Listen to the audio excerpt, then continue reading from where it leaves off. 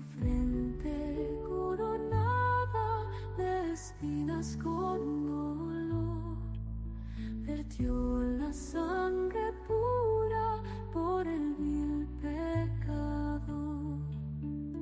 Oh, sublime sacrificio que al mundo redimió, el Hijo de Dios mismo que su vida entregó.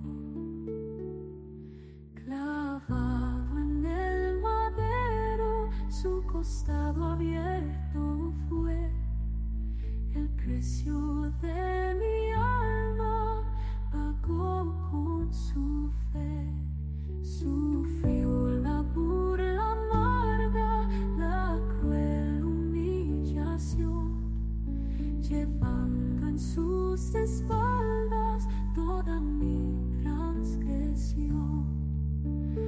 Oh, sublime sacrificio que al mundo redimió, el Hijo de Dios mismo que su vida entregó. La tierra se estremecía, el sol su luz negó, al ver que en el Calvario la vida expiró.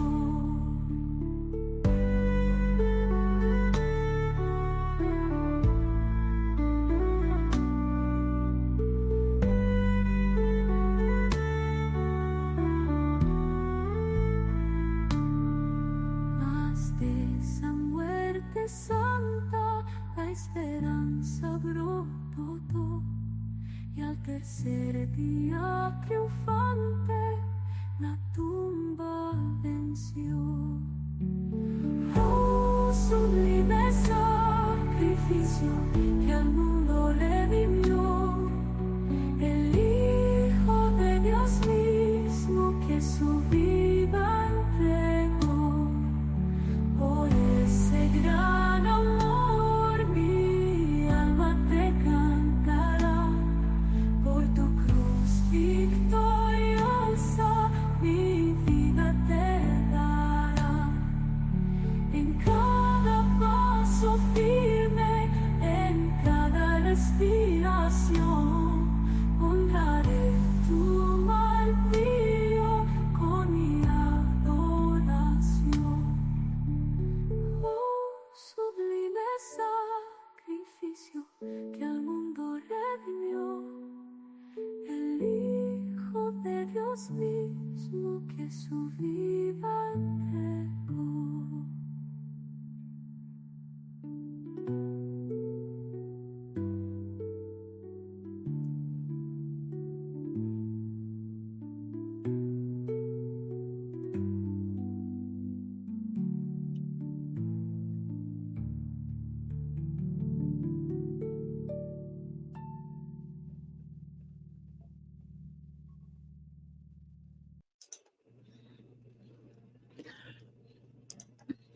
Muy buenos días, mis hermanos, ¿cómo están? Les habla su amiga y su hermana Marisela de su canal Protestantismo Sin Filtro.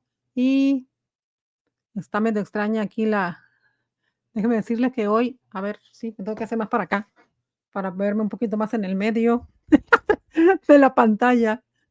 Buenos días, mis hermanos, ¿se les hace raro que haya prendido la cámara?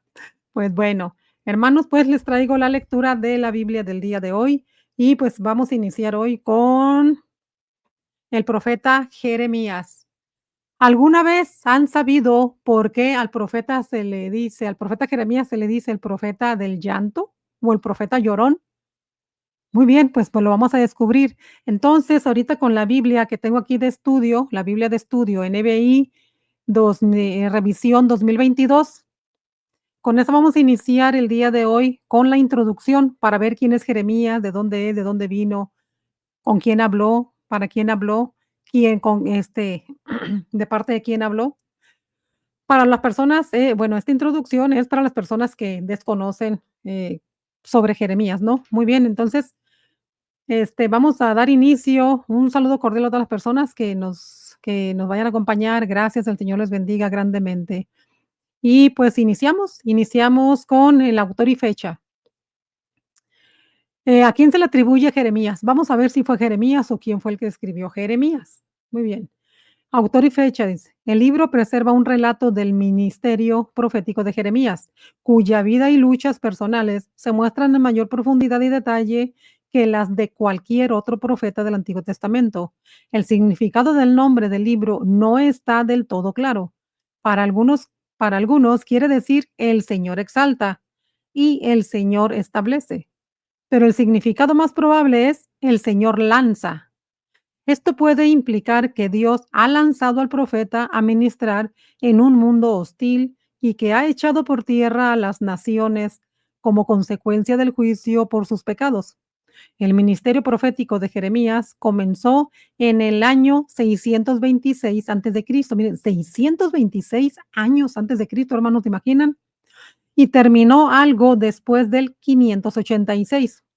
Su ministerio fue precedido inmediatamente por el de Sofonías. Habacuc fue contemporáneo suyo y es posible que Abdías también lo haya sido. Como Ezequiel comenzó su ministerio en Babilonia en el 593, también fue el contemporáneo del gran profeta de Jerusalén. No se tienen datos sobre el lugar y la fecha de la muerte de Jeremías, aunque la tradición judía afirma que murió apedreado en Egipto. Fíjense, murió apedreado en Egipto. Sí, luego van a saber por qué se fue a Egipto. Muy bien. Entonces aquí dice, ¿será Hebreos o Hechos de los Apóstoles? Muy bien. Dice que murió apedreado en Egipto. Luego revisamos esos textos. Jeremías era miembro de la casa sacerdotal de Gilquías. Era originario de Anatot, por lo que puede haber sido descendiente de Abiatar. Abiatar aparece en Primera de Reyes 2:26, ya ahí lo mencionamos en varias ocasiones. O sea, Abiatar, un sacerdote de la época del rey Salomón. El Señor le ordenó a Jeremías que no se casara ni tuviera hijos, a causa de la inminencia de su juicio sobre Judá. A ver, déjeme bajarle un poquito más el micrófono porque me estorba para mirar. Muy bien. A ver. Ay, ¿qué está pasando aquí? Parezco nueva, ¿verdad? Perdón. Muy bien, entonces el Señor le ordenó a Jeremías que no se casara ni tuviera hijos a causa de la inminencia de su juicio sobre Judá, que acabaría con la siguiente generación. Puesto que sus profecías anunciaban sobre todo calamidades, solo tuvo unos pocos amigos como Ahicam, Gedalías, hijo de Ahicam, y Ebed-Melech. Desde luego, su compañero más fiel fue su secretario Baruch, quien escribió todo lo dicho por él bajo su dirección. Ah, ok. Entonces, ¿quién escribió Jeremías? Baruch, no fue Jeremías, ¿ok? Muy bien. Entonces, no van a, no van a pensar que esto no lo sabía yo. Sí lo sé, nada más que al principio les hice la pregunta, ¿no? Eso es para ver si ustedes sabían. Es broma, hermanos. Muy bien. Entonces, Jeremías lo escribió Baruch. A ver. Jeremías le aconsejó que no cayera en las tentaciones de la ambición y que se conformara con su destino. También le encargó guardar la escritura de un terreno para después del exilio, lo que demostró la fe de Jeremías en la promesa divina de restauración. Baruch siguió al profeta en el largo camino al exilio en Egipto. Es posible que Baruch se haya encargado también de recopilar el libro de Jeremías, ya que ninguno de los hechos mencionados en los capítulos 1 al 51 se produjo después del 580 a.C. Es un apéndice añadido. El capítulo 52 dice, es un apéndice añadido más tarde, o sea, ya no fue por Baruch. Gracias a su descendencia, a ver, gracias a su tendencia, perdón, de analizarse y hacer observaciones sobre sí mismo. Jeremías no permite conocer aspectos profundos de su personalidad. A pesar de su timidez natural, recibe del Señor la seguridad de que se volverá fuerte y valiente. en sus confesiones, nos deja ver sus profundas luchas internas y a veces hace declaraciones llamativas sobre sus sentimientos hacia Dios. En algunas ocasiones pide el castigo de sus enemigos personales.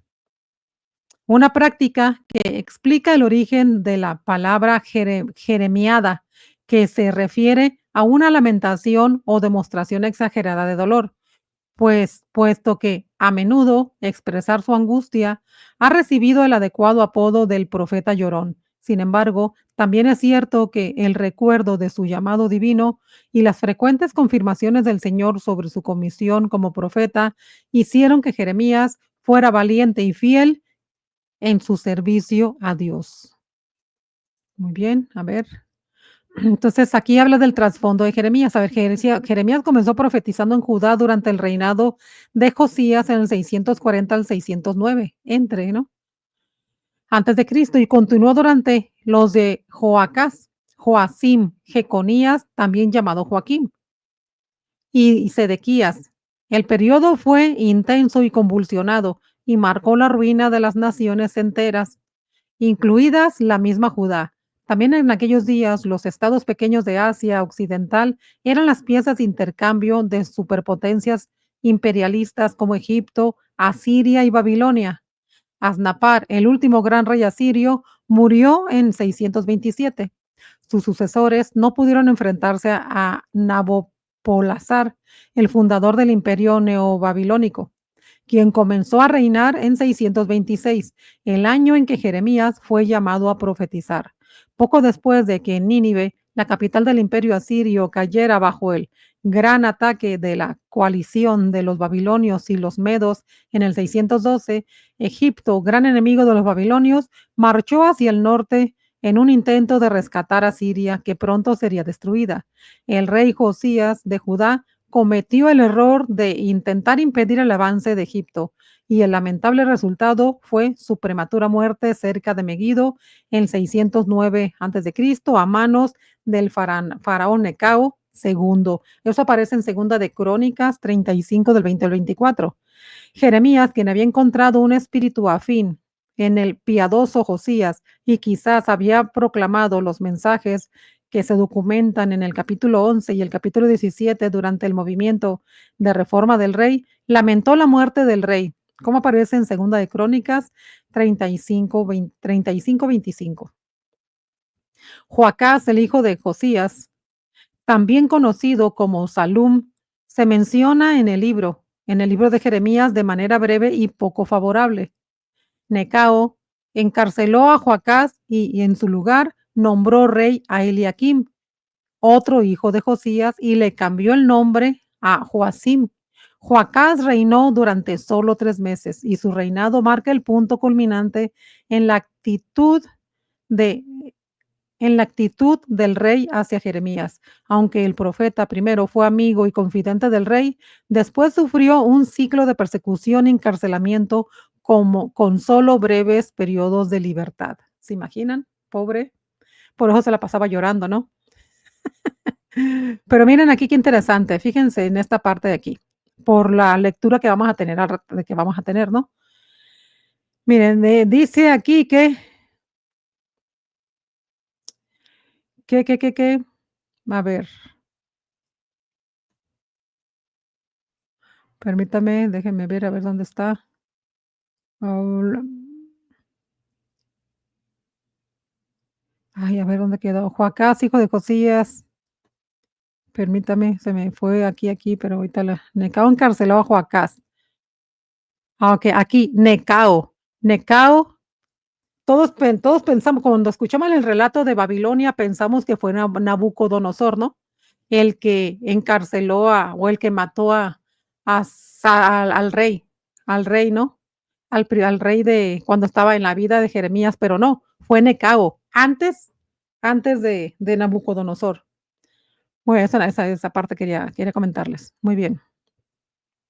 Voy a leer una parte más nada más y voy a empezar, no por así, porque para no leerles todo esto, porque esto es muy largo. De hecho, siempre les leo la otra Biblia, la introducción, pero voy a leer esta parte. Muy bien. A ver, entonces, Joacim persistió en su actitud hostil hacia hasta Jeremías. En una ocasión, mientras le leía una primera versión de los escritos del profeta a Joacim, el rey usó un estilete de escriba para cortar el rollo, cada 3 o 4 columnas, y echó pieza por pieza al fuego del brasero de su casa de invierno. Sin embargo, a pedido del Señor, Jeremías simplemente dictó otra vez sus profecías a Baruch y añadió muchas otras cosas semejantes. Justo antes de este episodio en la vida de Jeremías, tuvo lugar un acontecimiento de extraordinaria importancia que cambió el curso de la historia. En el 605 a.C., los egipcios fueron derrotados en Carquemis, junto al Eufrates, por Nabucodonosor, el hábil general que sucedió a su padre. ¿Ven? Nabopolassar como gobernante de Babilonia ese mismo año. Necao regresó a Egipto después. Necao es el de Egipto, no el de Babilonia. Perdón, me equivoqué ahí. Neca, Necao, déjenme aquí apagar el teléfono. Voy a déjenme apagar el teléfono, por favor, porque si no, no me va a dejar avanzar. A ver, listo. Muy bien. A Jerusalén lo sitiaron varias veces antes de que llegara Nabucodonosor, ¿okey? Muy bien. Entonces, uno de ellos también fue Egipto. Antes, también fueron los asirios, antes de Nabucodonosor. Y hasta que llegó Nabucodonosor, entonces ahí sí, ya se llevaron absolutamente todo. Muy bien, entonces aquí Necao regresó a Egipto después de grandes derrotas, ¿ven? Después de grandes derrotas regresó a Egipto. Y Babilonia obtuvo el poder hegemónico de Asia Occidental durante los siguientes 70 años. En el 605, Nabucodonosor sitió Jerusalén y venció a Joacim. A ver cuántos años pasaron acá.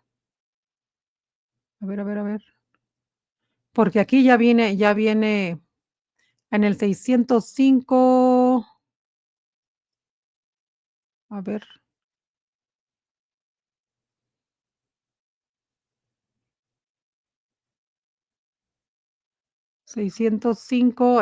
fue el 609, sí, el 609. Okey. Permítame, es que estoy leyendo acá la parte que ya leí, una parte nada más.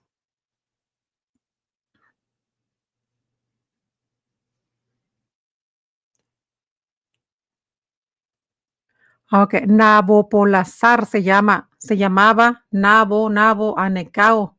Necao es el de Egipto y Nabopolassar era el papá de, pues yo digo que era el papá, ¿no? Porque esto fue en el 627. En el 627 que estaba Nabopolassar, que era rey de Babilonio, el fundador del imperio neobabilónico, dice, quien comenzó a reinar en el 626, el año en que Jeremías fue llamado a profetizar, ¿ok? Es Nabopolassar, no Necao, lo estaba confundiendo, este es el rey de Egipto, Necao. Dice, Necao regresó a Egipto después de grandes derrotas y Babilonia tuvo el poder hegemónico de Asia Occidental durante los siguientes 70 años, ¿ok? 70 años, dice. En el 605, Nabucodonosor, entonces en el 626, o sea, 21 años después, ya reinaba Nabucodonosor después de su papá, 26 años después, porque acá está el 626 y recuerden que va de bajadita, ¿no? Entonces, o sea, para hasta llegar a Cristo. Entonces, en el 605, Nabucodonosor, entonces a ver, quiero ver una parte nada más, o sea, se supone que debería estarle leyendo, ¿no? A ver, sí, porque dice, el ministerio profético de Jeremías comenzó en el 626, o sea, cuando estaba el papá de Nabucodonosor, y terminó algo después del 586. ¿Cuántos años tendría Jeremías cuando empezó a ser profeta? Ya debe haber tenido sus años, ¿no? O sea, tan jovencito no fue. Y terminó algo después del 586. Así que, ¿cuántos años tendría? Mínimo, mínimo, tenía más de 50 años. Es más, yo creo que hasta 60 años, más o menos. O sea, mínimo 60 años sí tenía. Entre 50 y 60 años tenía aquí. Aquí, cuando empezó porque dice que comenzó en el 626 antes de Cristo y terminó algo después del 586. Sí, entonces ahorita lo vamos a ver. Sí, o sea, sí, varios años, estuvo profetizando él. Bueno, sí, tenía, más bien tenía varios años profetizaba, de edad. A eso es a lo que me refiero. Muy bien, voy a continuar. Perdóneme porque yo soy cuando estoy leyendo, no soy tan preguntona cuando estoy, que quiero preguntar a alguna persona, pero cuando estoy leyendo sí, me gusta captar lo que leo. No todo el tiempo lo capto, ¿no? Pero aquí en este caso sí, porque me gusta saber como que más acerca de cada personaje. Muy bien, entonces vuelvo otra vez acá. Entonces dice, a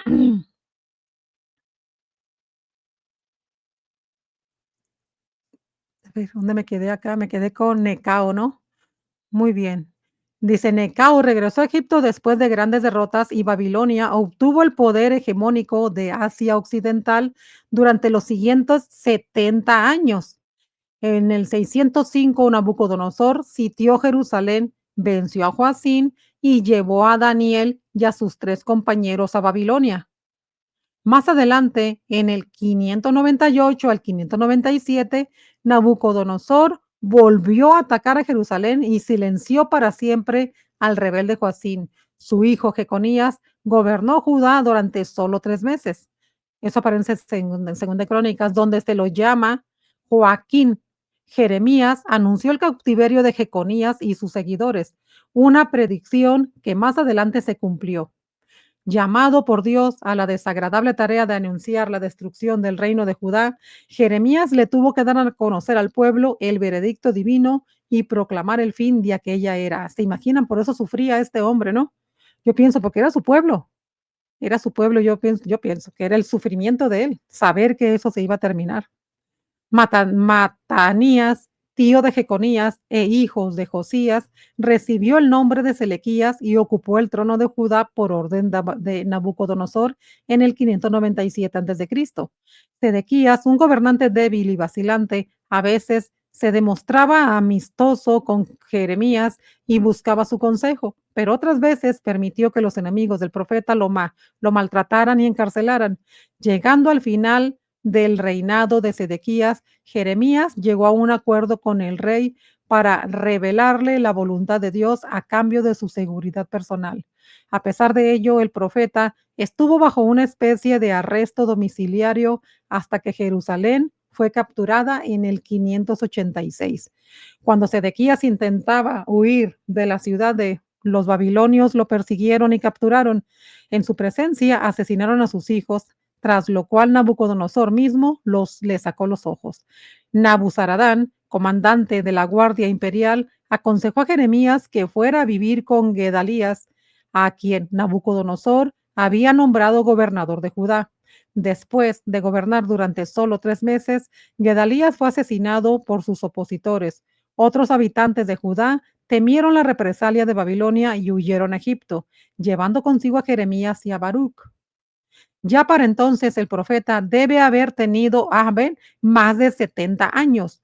Sus últimas palabras documentadas aparecen en el capítulo 44 y el último versículo es la única referencia explícita en la Biblia al faraón Ofra, quien gobernó en Egipto desde el 589 hasta el 570 antes de Cristo.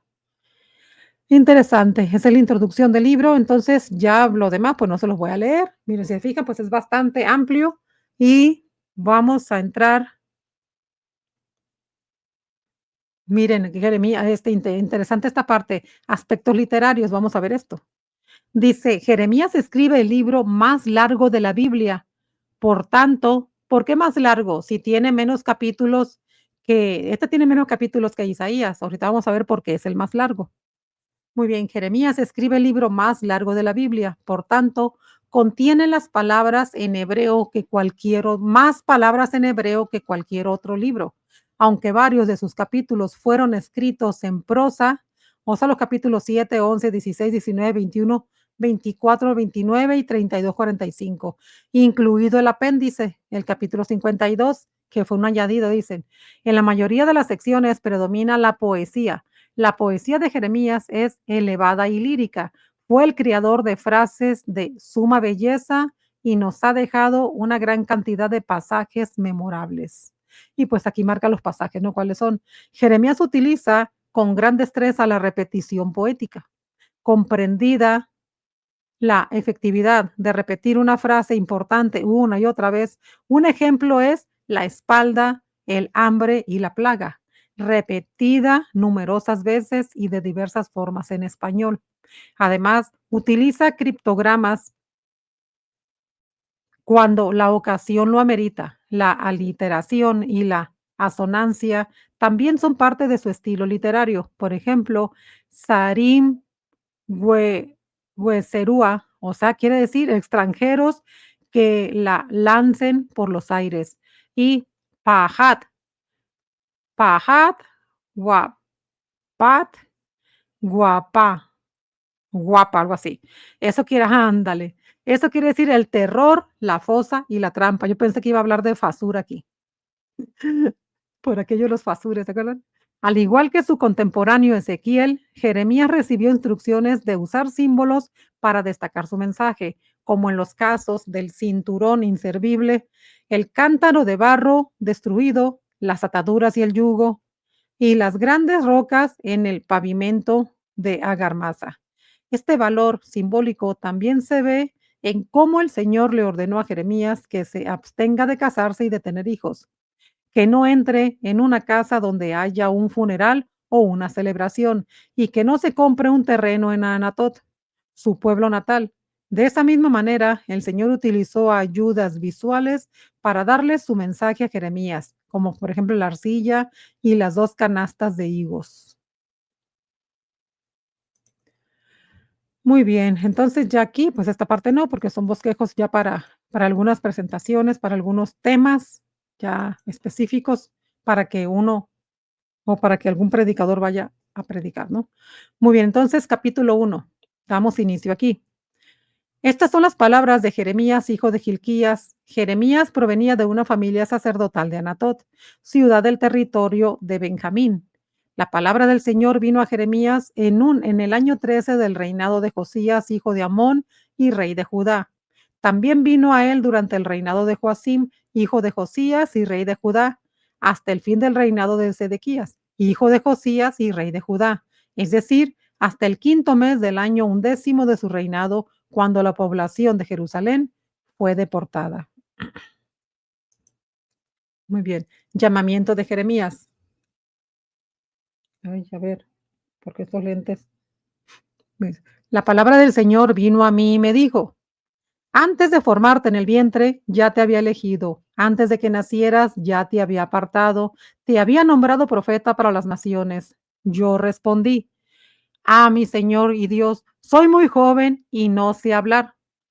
Pero el Señor me dijo: no digas soy muy joven, porque vas a ir a donde quiera que yo te envíe y vas a decir todo lo que yo te ordene. No tengas temor delante de ellos, que yo estoy contigo para librarte, afirma el Señor.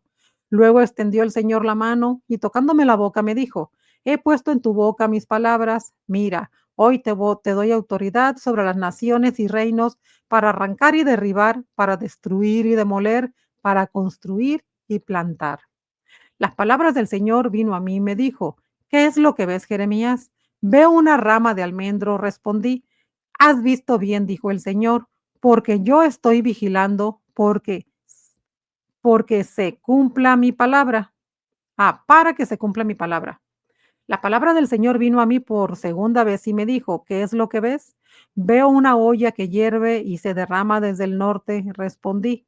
Entonces el Señor me dijo: desde el norte se derramará la calamidad sobre todos los habitantes de esta tierra.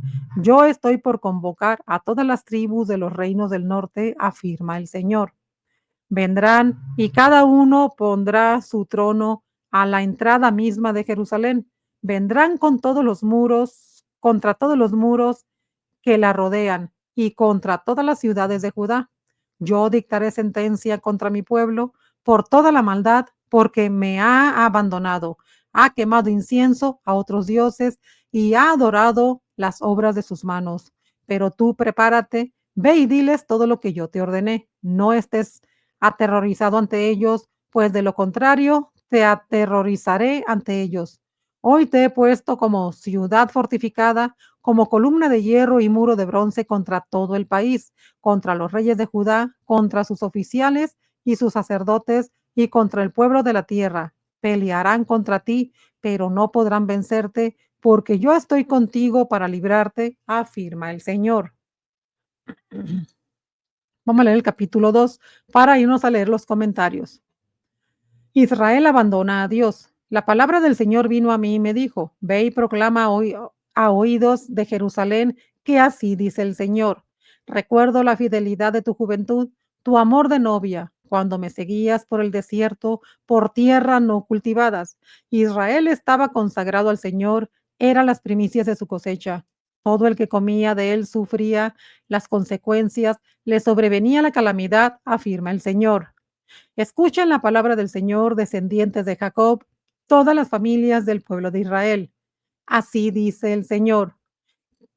¿Qué injusticia vieron en mí sus antepasados que se alejaron tanto de mí? Se fueron tras ídolos sin valor y en algo sin valor se convirtieron. Nunca preguntaron, ¿dónde está el Señor que nos hizo subir de Egipto, que nos guió por el desierto, por tierra árida y accidentada, por tierra reseca y tenebrosa, por tierra que nadie transita y en la que nadie vive? Yo los traje a una tierra fértil para que comieran de sus buenos frutos, pero ustedes vinieron y contaminaron mi tierra, hicieron de mi heredad algo abominable. Nunca preguntaron los sacerdotes, ¿dónde está el Señor? Los que se ocupaban de la ley jamás me conocieron. Los pastores se rebelaron contra mí, profetizaron el nombre de Baal y se fueron tras dioses que para nada sirven. Por eso, aún voy a entablar un litigio contra ustedes y también litigaré contra los hijos de sus hijos, afirma el Señor. Crucen a las costas de Chipre y miren, envíen mensajeros a Cedar e infórmense bien. Fíjense si ha sucedido algo semejante. ¿Hay alguna nación que haya cambiado de dioses a pesar de que no son dioses? Pues mi pueblo ha cambiado su gloria por lo que no sirve para nada. Espántense cielos ante esto, tiemblen y queden horrorizados, afirma el Señor. Dos son los pecados que ha cometido mi pueblo, me han abandonado a mí, fuente de agua viva, y han cavado sus propias cisternas rotas que no retienen el agua. ¿Acaso es Israel un esclavo? ¿Nació de la esclavitud?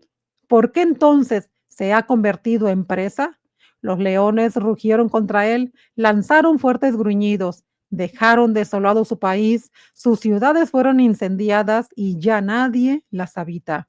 Para colmo de males, los de Memphis y los de Tafnes se raparon la cabeza. ¿No te ha pasado todo esto por haber abandonado al Señor tu Dios mientras Él te guiaba por el camino?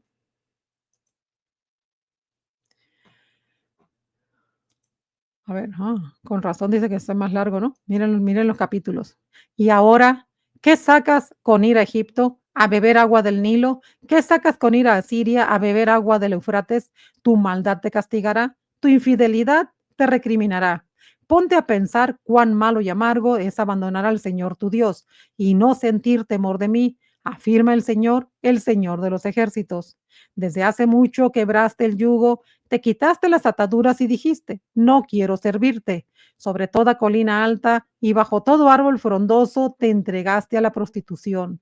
Yo te planté como vid selecta con semillas genuinas. ¿Cómo es que te has convertido en una vid degenerada y extraña? Aunque te lave lo con lejía y te frotes con mucho jabón, ante mí seguirá presente la mancha de tu iniquidad, afirma el Señor y Dios.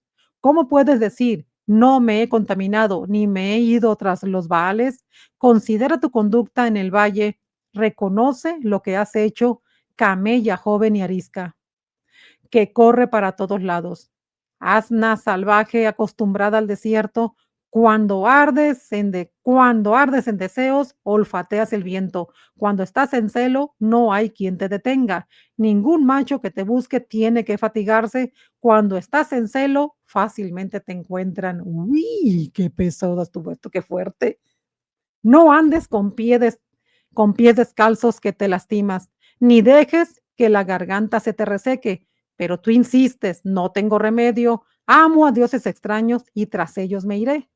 El pueblo de Israel se avergonzará junto con sus reyes y sus oficiales, sacerdotes y profetas, como se avergüenza el ladrón cuando lo descubren. A un trozo de madera le dicen, tú eres mi padre, y a una piedra le repiten, tú me has dado a luz. Me han vuelto la espalda, no quieren darme la cara, pero les llega la desgracia y me dicen, levántate y sálvanos. ¿Dónde están, Judá, los dioses que te fabricaste? Tienes tantos dioses como ciudades, diles que se levanten, a ver si te salvan cuando caigas en desgracia. ¿Por qué litigan conmigo? Todos ustedes se han rebelado contra mí, afirma el Señor. En vano castigo a tus hijos, pues rechazan mi corrección, cual si fuera un león feroz. La espada de ustedes devoró a sus profetas, pero ustedes son los de esta generación. Presten atención a la palabra del Señor. ¿Acaso he sido para Israel un desierto o tierra tenebrosa?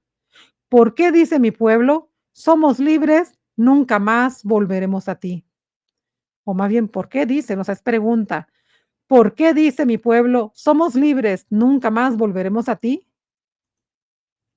¿Acaso una oveja se olvida de sus joyas o una novia de su atavío? Pues hace muchísimo tiempo que mi pueblo se olvidó de mí. Qué hábil eres para conseguir amantes. Hasta las malas mujeres han aprendido de ti. Tienes la ropa manchada de sangre de gente pobre e inocente, a los que nunca sorprendiste robando. Por todo esto te voy a juzgar, por alegar que no has pecado, por insistir en tu inocencia, por afirmar, Dios ya no está enojado conmigo. ¿Por qué cambias con toda ligereza tu padecer? Pues también Egipto te defraudará, como te defraudará a Siria. Saldrás de allí con las manos en la cabeza, porque el Señor ha rechazado a aquellos en quienes confías y no prosperarás con ellos. Está fuerte. Muy bien, ahora vamos a leer el comentario en la otra Biblia, en la Biblia de estudio para la mujer. ¿Ok? Muy bien. Entonces vamos a cambiar la pantalla. Permítame porque tengo acá en alto. Tengo acá en alto. A ver, otra vez, ahí vamos. A ver, para que estoy mirando al cielo, ¿ah? Es que tengo, es que es una televisión la que tengo acá, o sea, es mi televisión la que tengo también de pantalla. Ay, a ver, porque nada más tengo un monitor, pues, y aparte está muy grandote, aparte me molesta mucho los ojos, pero bueno, aquí estamos. Muy bien, Jeremías. Esto pues ya lo leímos, ¿no? Ya lo leímos en la otra Biblia, entonces voy a leer solamente el comentario. A ver, el comentario aquí empieza. Dice, Jeremías tenía ascendencia sacerdotal al ser hijo de Hilcías o de Gilquías, sacerdote de Anatot. Aunque a él no se lo llama sacerdote, el ministerio profético de Jeremías abarcó los reinados de tres reyes, Josías y sus dos hijos, Joacín y Sedequías. El llamado de Jeremías, como todo llamado legítimo al ministerio, fue iniciado por Dios.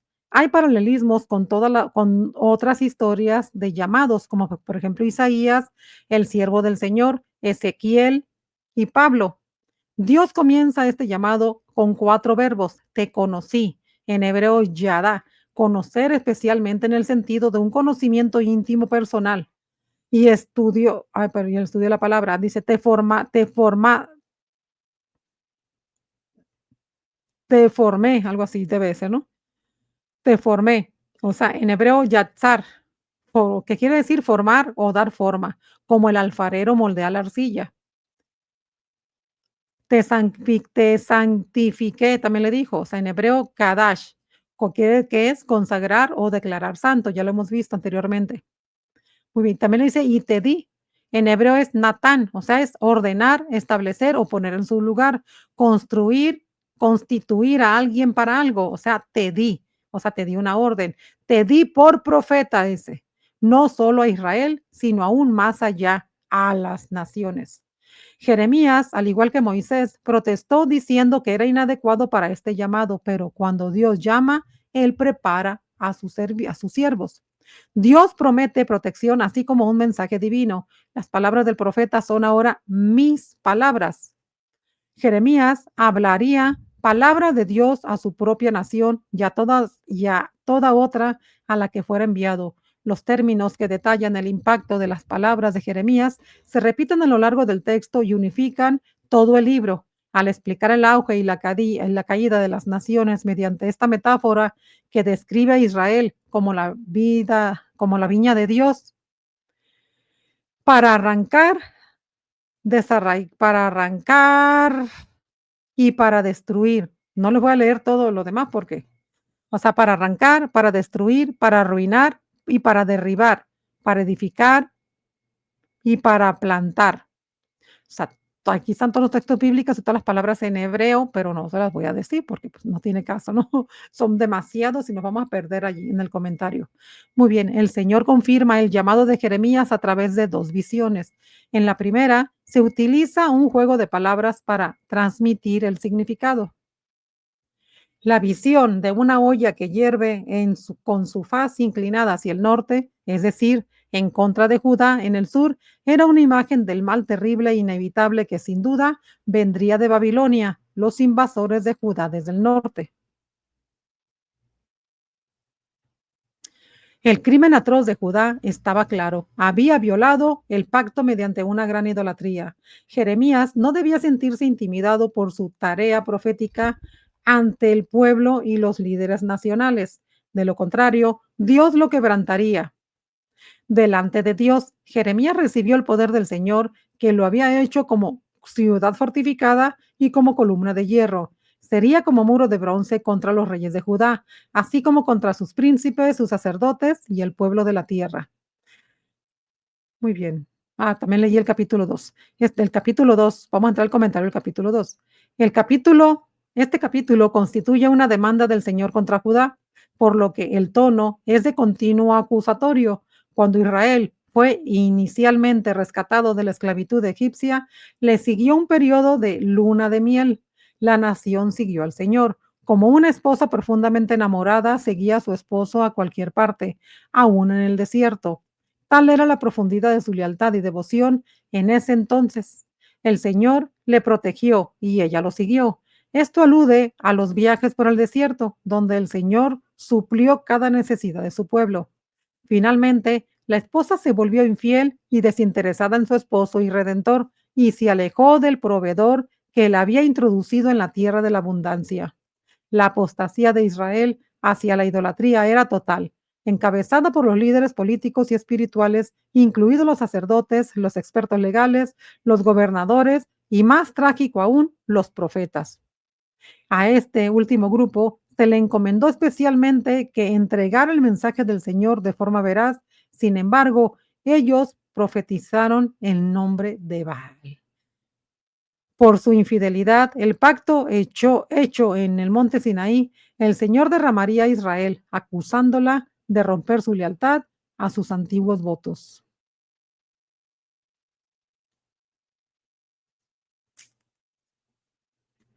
Su pueblo había trocado su gloria, es decir, la divina presencia, por lo que no aprovecha para denunciar el rechazo de Israel a él. Dios se dirigió a los cielos como jurado y testigo de un tribunal diciendo, espantaos, o sea, en hebreo, shamen, y horrorizaos, en hebreo, zahar, o sea, temblar de horror, especialmente como se eriza la piel cuando uno está aterrorizado. Desolaos, dice, temblar desolaos. En hebreo, harab, o sea, destruidos en gran manera en respuesta a lo que Israel había hecho. Israel hizo un trato pésimo al abandonar la fuente de agua viva por cisternas rotas que no retienen agua. Intercambió algo viviente a Dios por algo sin vida, ídolos. algo que da vida y es vital por algo rancio, estancado y decepcionante. ¡Ay, qué fuerte! Aunque Israel había disfrutado de la libertad y la protección de Dios en el pasado, ahora es presa de las naciones, o sea, del león, que la esclavizarían. Probablemente aquí se refiere a Egipto y a Siria, ya que Memphis y Tafnes están en Egipto. Unos 130 años antes, Asiria había devastado a Israel, el reino del norte, el reino del norte. Dios había liberado a Israel de la esclavitud en Egipto, pero se había vuelto a esclavizar al hacer neciamente tratados con las naciones vecinas y pagarles tributo a cambio de protección, con lo cual consideraba que su pacto o tratado con Dios era insuficiente. ¿Se acuerdan lo que pasó, hermanos? ¿Se acuerdan que ya lo leímos allá en la primera de Samuel? Sí, primera de Samuel, donde le piden un rey a Dios. ¿Se fijan la ignorancia del ser humano, hermanos? O de los pueblos. Le piden un rey a Dios cuando Él es su Dios. O perdón, sí, un rey a Dios cuando Él es su rey, el mejor rey del mundo. ¿Se fijan lo que hizo el pueblo judío? O sea, y por eso dice aquí, y cambiaron, intercambiaron algo viviente, o sea, a Dios por algo sin vida, a los ídolos. Algo que da vida y es vital por algo rancio, estancado y decepcionante. Es verdad. Bueno, prosigo con la lectura. Una actitud de carecer de temor al Señor llevó a Israel nuevamente a ese punto. Una sucesión de símiles vívidos describen la apostasía de Israel. La nación abandonó la ley de Dios para servir a los ídolos, lo cual Dios considera prostitución espiritual. Así como un buey rebelde rompe su yugo, Israel afirmó que ya no serviría a su amo. Fíjate, y pues renegaron de Dios, ¿no? Muy bien, la siguiente metáfora del capítulo 2, versículo 21 dice, la siguiente metáfora es de una vid, en hebreo sorek, o sea, especies referidas a la vid que da fruto, comparado con Juan 15, del 1 al 5. O sea, la siguiente metáfora es de una vid escogida que había sido plantada por Dios mismo, una simiente verdadera. Esta vid cuidadosamente cultivada sí había vuelto silvestre. La rebelión de Judá es como una mancha que ningún detergente puede quitar. Ante los ojos de Dios el pecado permanecerá. O sea, en hebreo katam quiere decir ser contaminada, sucia, asquerosa o profundamente manchada, usado solo aquí en el Antiguo Testamento. ¡Wow! Katam. O sea, esta sola vez se utilizó esta frase tan terrible. Miren, ser contaminada, sucia, asquerosa o profundamente manchada. Por último, Israel es comparada con una dromedaria ligera o camello que anda espasmódica y es erráticamente de un lado a otro y es impredecible por completo en su curso. En realidad, que corre de un lado a otro pero sin llegar a ninguna parte. Y con una asna montés en celo, que busca un compañero impulsada por el deseo incontrolable, habiendo perdido toda decencia y decoro. Como una adicta que sabe que es adicta, Israel se resigna al adulterio espiritual diciendo, no hay remedio. Qué terrible, hermanos. Los líderes del pueblo avergonzaron a Israel al abrazar las religiones panteístas y animistas. Al atribuir ridículamente su origen a la naturaleza, le habían vuelto la cerviz al Criador, al menos hasta que se metieron en problemas. Por esta hipocresía, Dios se burló de la impotencia de los numerosos dioses en los que Judá había puesto su confianza. El leño puede referirse a la diosa Será, cuyo culto incluía representaciones de ella en la forma de un poste o una estatua, y la piedra tal vez se refiera a los ídolos de Baal. Sin embargo, los términos también pueden ser algo más genérico como en Isa. Aquí metieron, ¿por qué aparece 44, 14? Yo creo que esto está mal aquí. Muy bien, voy a leer el que sigue.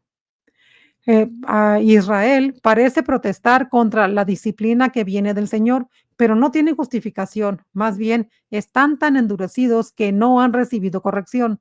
Son hijos descarriados, descarados e incorregibles que se burlan de la disciplina de Dios y continúan en su rebelión. que el pueblo de Dios lo olvidara, en hebreo kazaj, no, shakaj, quiere decir ignorar o no importarle. Es tan ridículo como una virgen que olvida su atavío o una desposada que olvida sus galas. Israel incluso aconsejó sabiamente a las mujeres malvadas no solo como adúlteras, sino también como asesinas. Los actos malvados, los asesinos y la injusticia parecen no ser impedimento para que Israel continuara negando su culpa. O sea, seguía diciendo, soy inocente.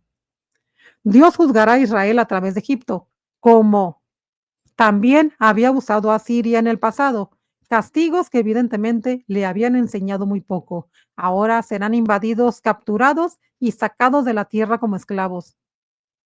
Muy bien.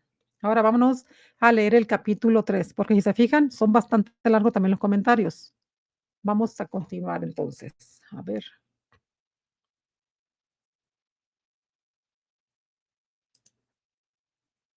a ver, a ver, a ver.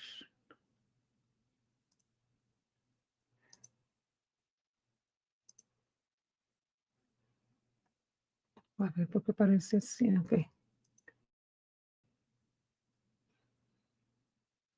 A ver, a ver. Ok, ahí está. Capítulo 3, Jeremías 3. Supongamos que un hombre se divorcia de su mujer y que ella lo deja para casarse con otro. ¿Podría volver el primero a casarse con ella? ¿No quedará en la tierra completamente contaminada? Pues bien, tú te has prostituido con muchos amantes y ya no podrás volver a mí, afirma el Señor. Escuchen esto, ¿eh? Dice, no quedará la tierra completamente contaminada. Pues bien, tú te has prostituido con muchos amantes y ya no podrás volver a mí, afirma el Señor. Fíjate bien en esas lomas desoladas. ¿Hay algún lugar donde no fuiste deshonrada? Como un beduino en el desierto, te sentabas junto al camino a la espera de tus amantes. Has contaminado la tierra con tus prostituciones y maldades. Por eso te desmoronaron con las lluvias y no llegaron los aguaceros de primavera. Tienes el descaro de una prostituta. No conoces la vergüenza. No hace mucho me llamabas, Padre mío, amigo de mi juventud. ¿Vas a estar siempre enojado? ¿Guardarás rencor eternamente? Y mientras hablabas, hacías todo el mal posible. Estaba bien enojado el Señor. Miren, pues miren, están largos los textos aquí. Muy bien, los capítulos. La infidelidad de Israel. Dice, durante el reinado del rey Josías, el Señor me dijo, ¿has visto lo que ha hecho Israel, la infiel? Se fue a todo monte alto y ahí bajo cada árbol frondoso se prostituyó. Yo pensaba que después de hacer todo eso, ella volvería a mí, pero no lo hizo. Esto lo vio su hermana, la infiel Judá, y vio también que yo despedí al apóstata Israel y que le había dado carta de divorcio por todos los adulterios que había cometido. O sea que con ella sí se divorció, de Israel sí se divorció, porque dice que le había dado carta de divorcio por todos los adulterios que había cometido. No obstante, su hermana, la infiel Judá, no tuvo ningún temor, sino que también ella se prostituyó, como Israel no tuvo ningún reparo en prostituirse. Contaminó la tierra y cometió adulterio al adorar ídolos de piedra y de madera. A pesar de todo esto, su hermana, la infiel Judá, no se volvió a mí de todo corazón, sino que solo fingió hacerlo, afirma el Señor. El Señor me dijo, la apóstata Israel ha resultado ser más justa que la infiel Judá. Ve al norte y proclama este mensaje. Vuelve, apóstata infiel, no te miraré con ira, afirma el Señor. No te guardaré rencor para siempre, porque soy misericordioso, afirma el Señor. Tan solo reconoce tu culpa y que te rebelaste contra el Señor tu Dios. Bajo todo árbol frondoso has brindado a dioses extraños tus favores y no has querido obedecerme, afirma el Señor. Vuélvanse a mí, apóstatas, afirma el Señor, porque yo soy su esposo. De ustedes tomaré uno de cada ciudad y dos de cada familia y los traeré a Sión. Les daré pastores conforme a mi corazón para que los guíen con sabiduría y entendimiento. En aquellos días, cuando ustedes se hayan multiplicado y sean numerosos en el país, afirma el Señor, ya no se dirá más arca del pacto del Señor, nadie pensará más en ella, ni la recordará, Nadie la echará de menos ni volverá a fabricarla. En aquel tiempo llamarán a Jerusalén trono del Señor. Todas las naciones se reunirán en Jerusalén para honrar el nombre del Señor y ya no volverán a seguir a su terco y malvado corazón. En aquellos días la tribu de Judá se unirá al pueblo de Israel y juntos vendrán del país del norte a la tierra que le di como herencia de sus antepasados, a sus antepasados. Yo mismo dije, cómo quisiera tratarte como a un hijo y darte una tierra deliciosa, la heredad más hermosa de las naciones. Yo creí que me llamarías Padre mío y que nunca dejarías de seguirme, pero tú, pueblo de Israel, me has sido infiel como una mujer infiel a su esposo, afirma el Señor. Se escucha un grito en las lomas desoladas, el llanto de súplica del pueblo de Israel, porque han pervertido su codicia y se han olvidado del Señor su Dios. Vuélvanse apóstatas y los curaré de su infidelidad. Aquí estamos, a ti venimos, porque tú eres el Señor nuestro Dios. Ciertamente son un engaño las colinas y una mentira el estruendo sobre las montañas. Ciertamente en el Señor nuestro Dios está la salvación de Israel. Desde nuestra juventud, la vergonzosa idolatría se ha engullido el esfuerzo de nuestros antepasados, sus ovejas y sus vacas, sus hijos y sus hijas. Acostémonos en nuestra vergüenza y que nos cubra nuestra desgracia. Nosotros y nuestros antepasados hemos pecado contra el Señor nuestro Dios desde nuestra juventud y hasta el día de hoy no hemos obedecido al Señor nuestro Dios.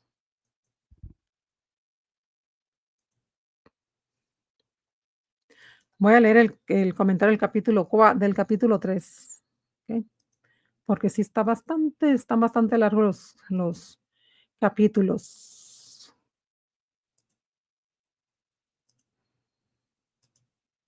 Muy bien. A ver, espera que suba. Ok.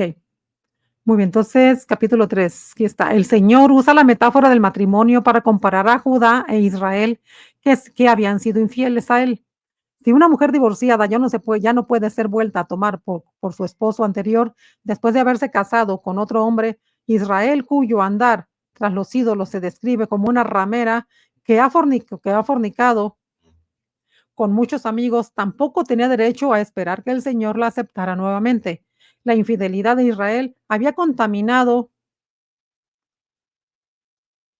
ver, había contaminado esta causa. Las lluvias necesarias se habían retenido. La falta de lluvia no solo demostraba la retirada de la bendición de Yahvé, sino también la impotencia de Baal, el dios cananeo de la tormenta. Confrontada con su conducta vergonzosa, Israel, sin embargo, aparece desafiante.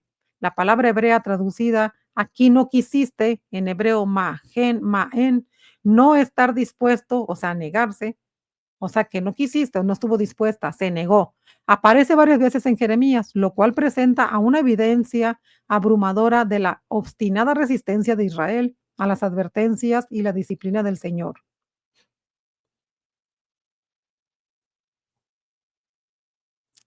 Llamar a Dios, Padre mío, es dirigirse a Él con intimidad familiar, llamarlo guiador de mi juventud. Reconoce una relación de tipo matrimonial entre Israel y el Señor. Las maldades se manifiestan en la hipocresía de Israel de suponer que podía prostituirse sin dañar su relación con el Señor. La frase en días del rey Josías ubica el mensaje profético dentro del marco histórico. Jeremías recibió este mensaje durante el reinado de Josías.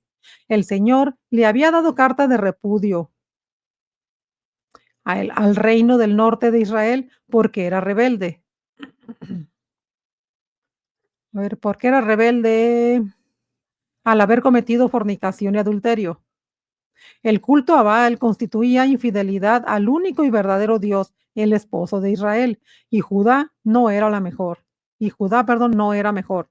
Probablemente actuar fingidamente respecto al arrepentimiento alude a las reformas aplicadas por Josías que aparecen en Segunda de Reyes 23 y Segunda Crónicas 34. Aunque el rey ordenó la eliminación de toda evidencia visible de las prácticas idolátricas y reparó el templo, la devoción en el corazón del pueblo no cambió. Israel había vivido en el norte, en el exilio asirio, desde el 722 a.C., debajo de todo árbol frondoso. O sea, se refiere probablemente a las costumbres de establecer los santuarios de Baal, debajo de árboles saludables, verdes exuberantes. Al afirmar yo soy vuestro esposo, Dios declaró que estaba casado con Israel, es decir, que había entrado en una relación de pacto, de unión con Israel similar al pacto matrimonial. El Señor prometió introducirlos. A ver, ¿dónde termina? El Señor prometió introducirlos. En hebreo es bo, o sea, dirigir o provocar la entrada, comparado con llevó, como dice que aparece en Génesis 43, o sea, o meteré, que aparece en Éxodo 6. Un vaso, un uso, perdón, especial que significa tomar como esposa, como aparece en Jueces 12:9. En Sión, o sea, que dice, yo soy vuestro esposo.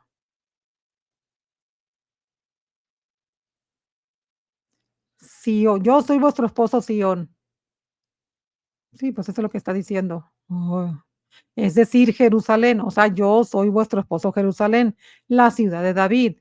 La relación del pueblo con Dios sería renovada y tendría un nuevo liderazgo, pastores leales a Dios, según mi corazón.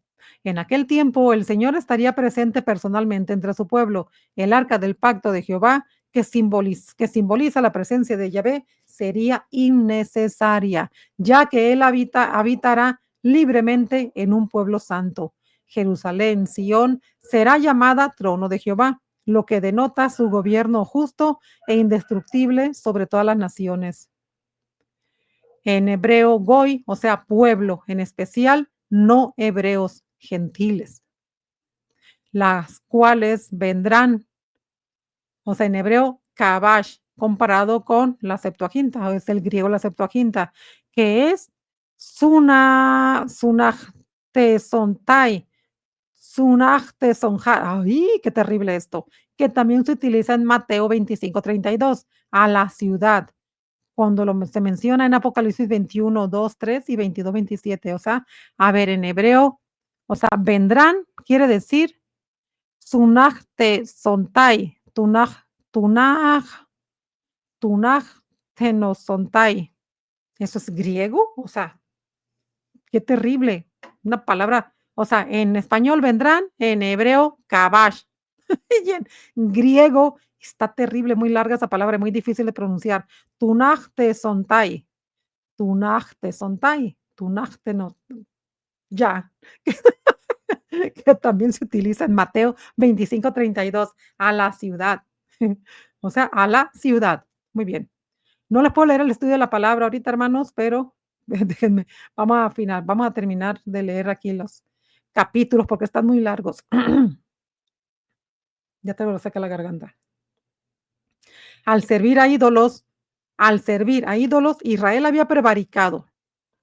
O sea, había en hebreo bagad, o sea, actuar en secreto, engañosa e infielmente contra el Señor como la esposa infiel. Abandona a su compañero. Israel parecía expresar arrepentimiento y anunció su regreso al Señor, quien prometió que sanaría sus rebeliones. En hebreo, mechubá, o sea, alejamiento o diserción, o sea, se iba a alejar de los ídolos. Pero la historia es otra. Las referencias a los collados y a los montes se refiere probablemente a lugares elevados donde tradicionalmente se construían los altares a Baal. El pueblo confesó que durante mucho tiempo había permitido que la confusión, o sea, en hebreo boshet, vergüenza o deshonra, eufemismo de Baal, a quien se lo adoraba en santuarios construidos en lugares altos, lo pueden ver también en Oseas 9:10, devorará sus posesiones y sus familias, a la vez daban vergüenza y se sentían avergonzados de sí mismo. Ahora querían tenderse en el suelo tomando la posición normal de dolientes arrepentidos, o sea, hipócritamente. Muy bien, vamos a leer el capítulo 4. A ver cuánto tiempo llevamos, 1 hora. Todavía queda un momento más, un ratito más.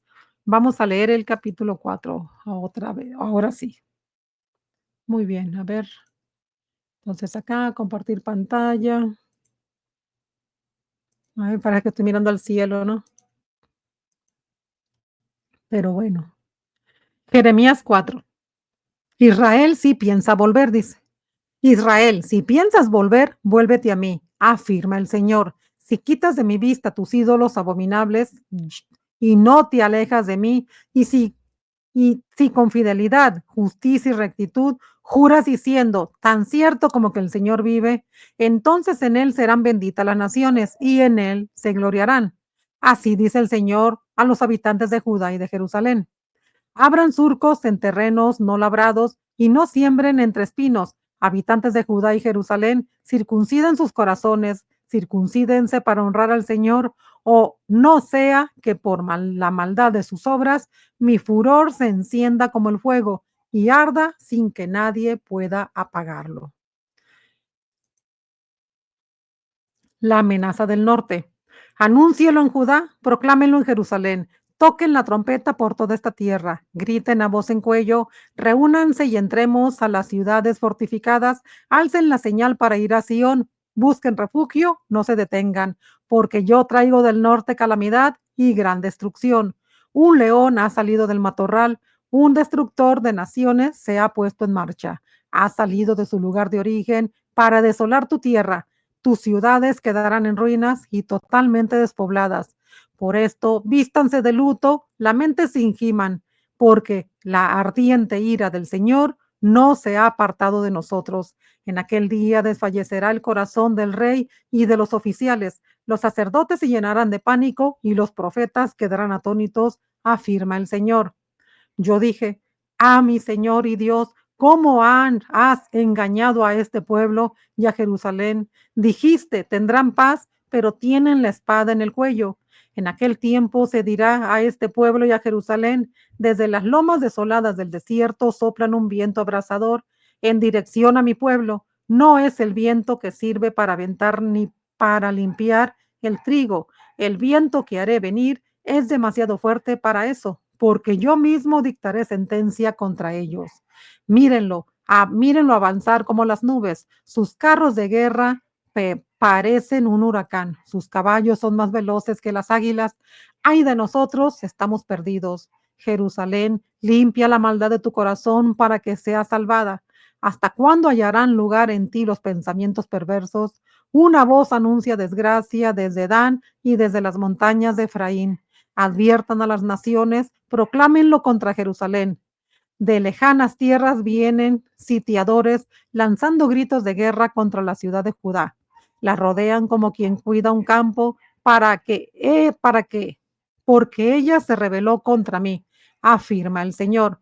Tu conducta y tus acciones te han causado todo esto.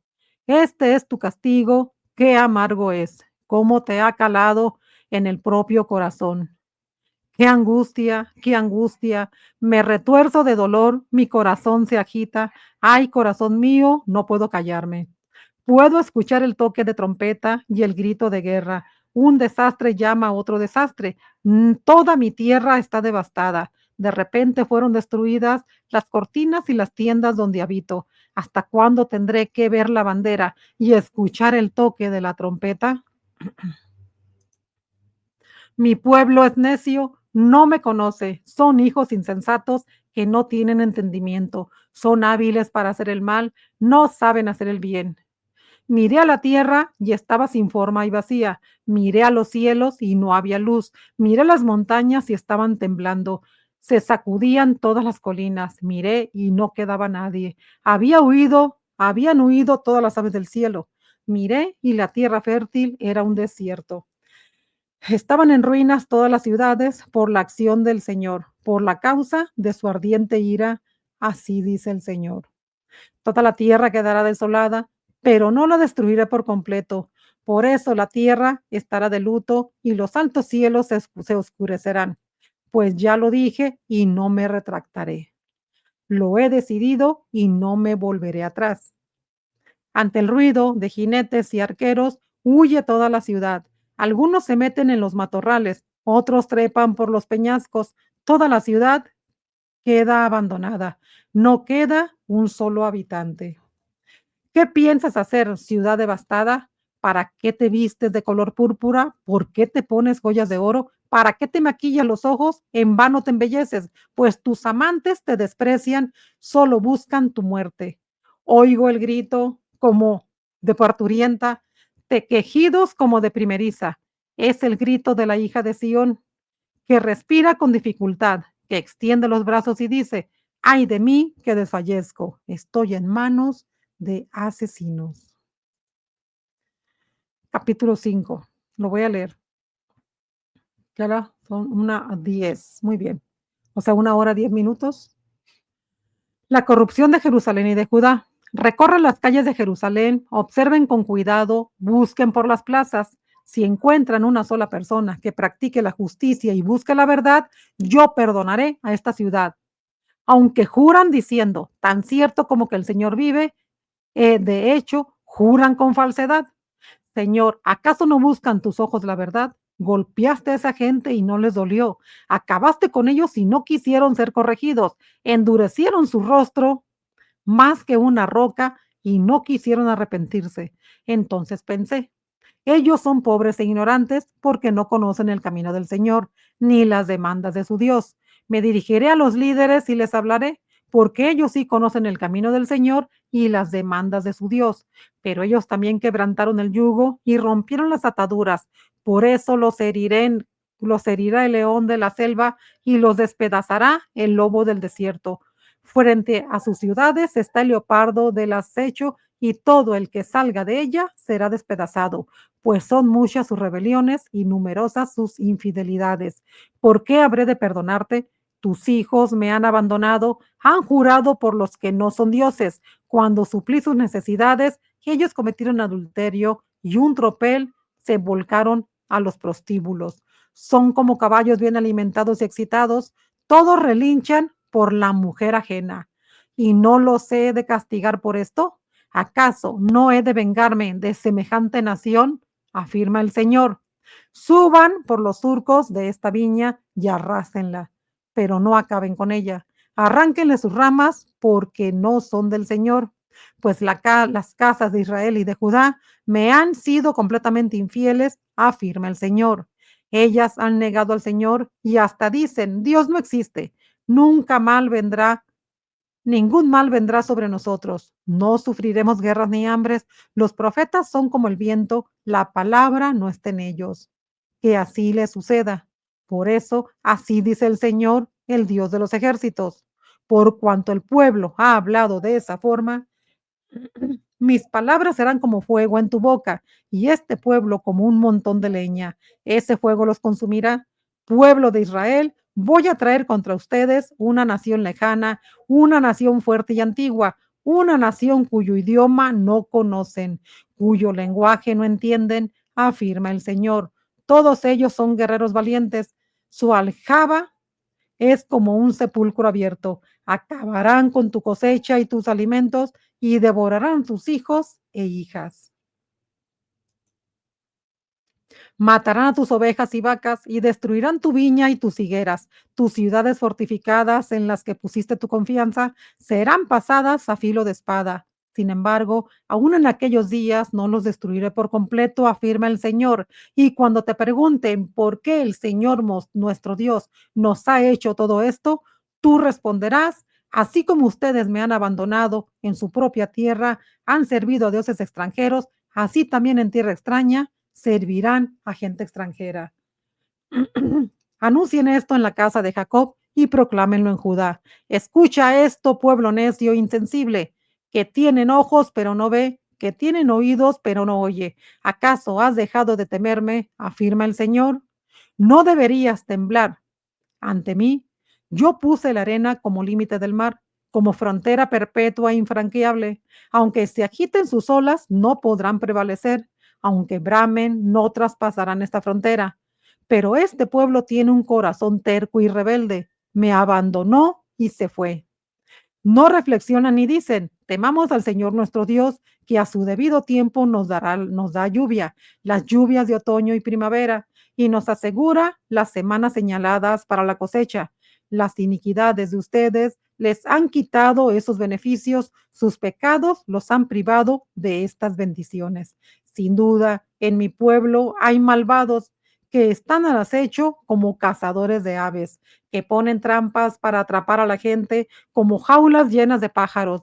Llenas de engaño están sus casas, por eso se han vuelto poderosos y ricos, gordos y elegantes. Sus obras de maldad no tienen límites. No hacen justicia al huérfano para que su causa prospere, ni defienden tampoco el derecho de los menesterosos.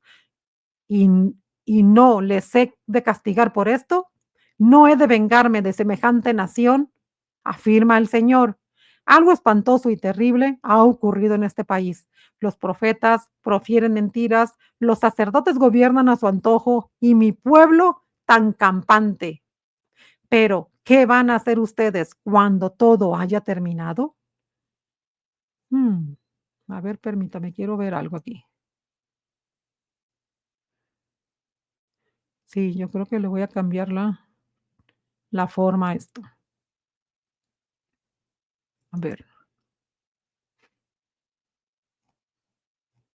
muy bien. A ver, ¿qué era? ¿Qué fue ese? El capítulo 5. A ver, voy a leer el 6. Voy a leer el 6. De todos modos, les está yendo como les fue como en feria, ¿no? A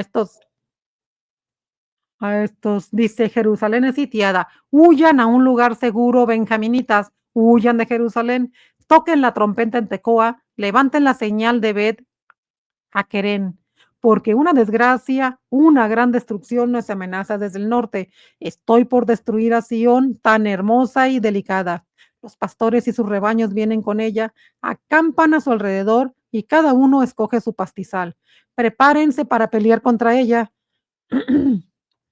Ataquémosla al mediodía, pero ay de nosotros que el día se acaba porque se extienden las sombras del anochecer. Vamos, ataquémosla de noche y destruyamos sus fortalezas. Así dice el Señor de los ejércitos. Talen árboles y levanten una rampa contra Jerusalén. Esta ciudad debe ser castigada, pues en ella no hay más que opresión, como un pozo que hace brotar agua, así Jerusalén hace brotar su maldad. En ella se oye de violencia y destrucciones, no veo otra cosa que enfermedades y heridas. Escarmienta Jerusalén para que no me aparte de ti. De lo contrario, te dejaré devastada en una tierra inhabitable. Así dice el Señor de los ejércitos, busquen al remanente de Israel. ¿Ven? Al remanente. Siempre Dios ha tenido un remanente. Hoy mismo es igual, tiene un remanente el Señor. No, por eso dice, no todo el que me diga Señor, Señor entrará en el reino de los cielos. Así dice el Señor de los ejércitos, busquen al remanente de Israel, rebusquen como en una viña, repasen las ramas como lo hace el vendimiador. ¿A quién hablaré? ¿A quién advertiré? ¿Quién podrá escucharme? Tienen tapados los oídos y no pueden comprender. La palabra del Señor los ofende, no se complacen en ella, pero yo estoy lleno de la ira del Señor y ya no puedo contenerme. Derrama tu ira en las calles sobre los niños, sobre los grupos de jóvenes, porque serán capturados el marido y la mujer, la gente madura y la entrada en años, sus casas, sus campos y sus mujeres caerán en manos extrañas, porque no voy a extender mi mano contra los habitantes del país, afirma el Señor. Desde el más pequeño hasta el más grande, todos codician ganancias injustas. Desde el profeta hasta el sacerdote, todos practican el engaño, curan por encima la herida de mi pueblo y les desean paz, paz, cuando en realidad no hay paz. ¿Acaso se han avergonzado de las abominaciones que han cometido? No, no se han avergonzado de nada y ni siquiera saben lo que es la vergüenza. Por eso caerán con los que caigan, cuando los castigues serán derribados, dice el Señor. Así dice el Señor, deténganse en los caminos y miren, pregunten por los senderos antiguos, pregunten por el buen camino y sigan por él. Así hallarán el descanso anhelado, pero ellos dijeron, no lo seguiremos. Yo aposté centinelas para ustedes y dije, presten atención al toque de trompeta, pero ellos dijeron, no prestaremos atención. Por eso, escuchen naciones, comunidad, conoce lo que te espera. Escucha tierra, Traigo sobre ti Traigo sobre este pueblo una desgracia, fruto de sus maquinaciones, porque no prestaron atención a mis palabras, sino que rechazaron mi ley. ¿De qué me sirve este incienso que llega de Sabá o la caña dulce de un país lejano? Sus holocaustos no me gustan, sus sacrificios no me agradan. Por eso, así dice el Señor, voy a ponerle obstáculos a este pueblo, padres e hijos tropezarán contra ellos, vecinos y amigos perecerán. Así dice el Señor. Miren, del norte viene un ejército, una gran nación se moviliza desde los confines de la tierra, empuñan el arco y la lanza, son crueles y no tienen compasión, lanzan gritos como bramidos del mar y cabalgan sobre sus corceles. Vienen contra ti, hija de Sión, alineados para la batalla como un solo hombre. Nos han nos ha llegado la noticia y nuestras manos flaquean, la angustia nos domina, como si tuviéramos dolores de parto. Viene el enemigo armado con espada, no salgan al campo ni transiten por los caminos. Hay terror por todas partes. Vístete de luto, pueblo mío, revuélcate en las cenizas. Llora amargamente como lo harías por un hijo único, porque nos cae por sorpresa el que viene a destruirnos. Te he puesto entre mi pueblo como probador de metales y fortaleza para que escudriñes y examines su conducta. Todos ellos son muy rebeldes y andan sembrando calumnias, sean de bronce o de hierro. Todos son unos corruptos. Los fuelles soplan con furor y el plomo se derrite en el fuego, pero los malvados no se purifican, de nada sirve que se les refine. Por eso se les llama plata desechada. Para el Señor son un desecho. Ay, wow, está esto muy fuerte. Vámonos al comentario, porque va a estar igual de largo. Muy bien. A ver, déjenme ir para acá. A ver el internet, a ver que aquí lo veo como que quiere fallar. Igual, a ver, tener la pantalla, vamos a cambiar. Ya se compuso. Ya se compuso. Muy bien. Se me pone roñosa a veces. Mira, mira, ahí se me movió medio raro. Muy bien. Entonces nos quedamos que en el capítulo 4. Sí, en el 4. Muy bien. Del 4 que al 6, ¿no? A ver, al 6, creo que sí. Sí, al 6. Capítulo 4. El Señor llamó a Israel no solo al arrepentimiento, sino también a regresar a su misión original.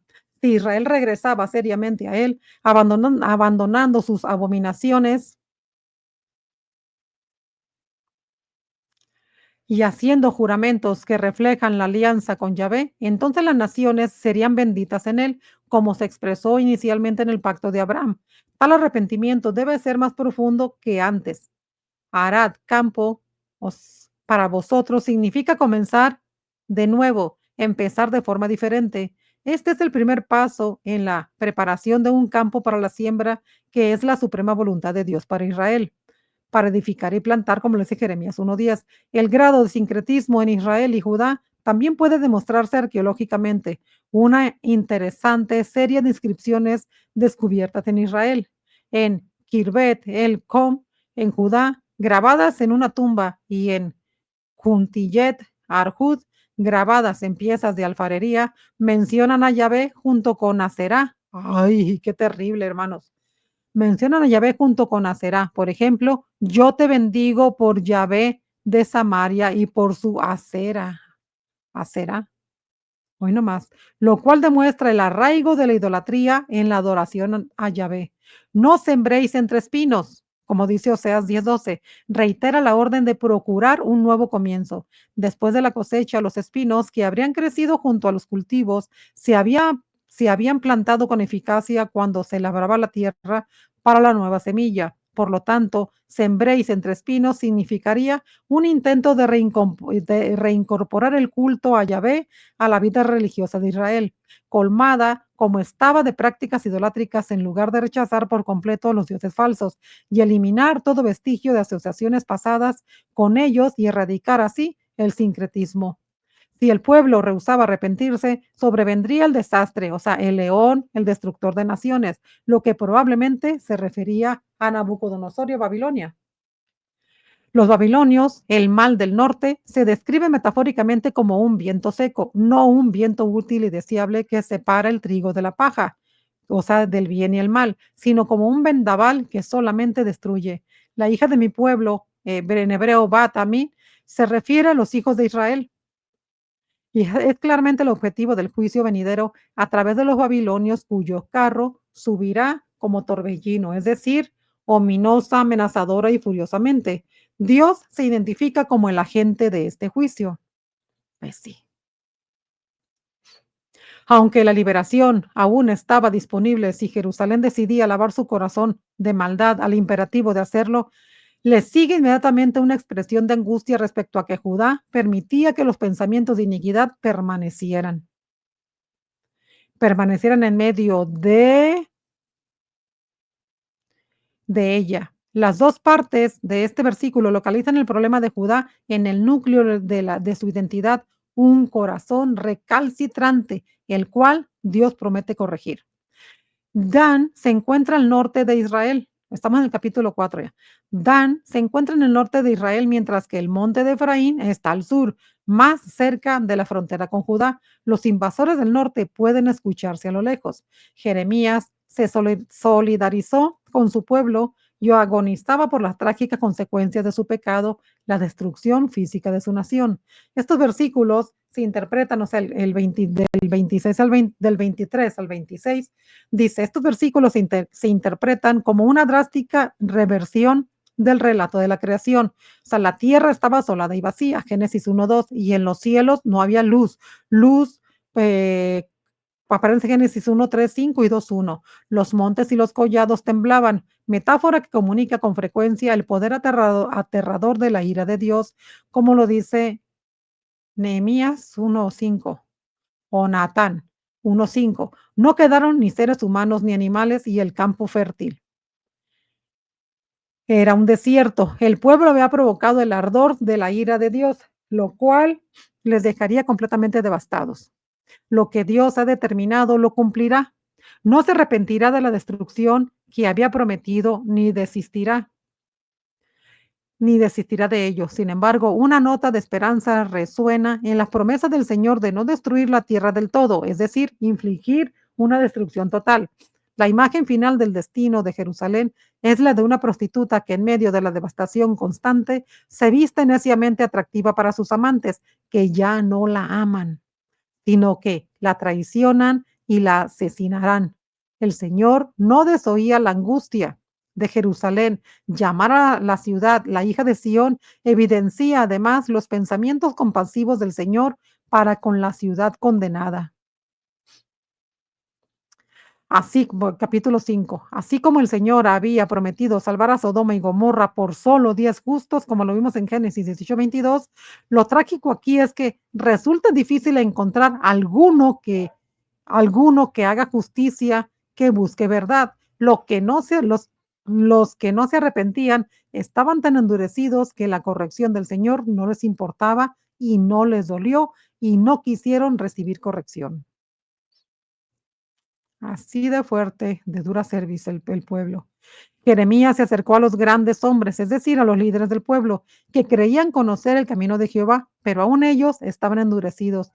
Las imágenes de animales depredadores, león, lobo y leopardo, se referían a la amenaza del norte y están relacionadas con la figura de un buey que había escapado del yugo de su amo, en hebreo ol, o sea, bol, y por consiguiente era vulnerable a cualquier ataque. Dios renunciaría a la ciudad y no la perdonaría. Las personas se habían vuelto a los ídolos y vivían en un estilo de vida con comita, a ver, a ver si la puedo pronunciar, concomitantemente depravado. La frase en casa de ramera se juntaron en compañías. Se refiere a las prácticas religiosas cananeas, tales como las que realizaron los profetas de Baal en Primera de Reyes 18:28 y los adoradores de Siquem, Silo y Samaria, quienes fueron a adorar en Jerusalén después de la caída de la ciudad, como aparece en Jeremías 41:5. El lenguaje de inmoralidad sexual se encarna en la imagen de los caballos bien alimentados que relinchan, lo cual representa el adulterio entre el pueblo. Quebrantar el primero de los 10 mandamientos, Éxodo 23, dio lugar a la espiral descendente, lo que llevó a violaciones adicionales del segundo mandamiento contra los ídolos, del séptimo contra el adulterio y del décimo contra codiciar la mujer del prójimo. Miren qué fuerte, hermanos, qué fuerte este estudio, ¿eh? Miren todo lo que este Jeremías está, pero bien fuerte. Ay, me duele el oído por en los lentes. Bueno, a ver, ay, ¿dónde me quedé? ¿Dónde me quedé?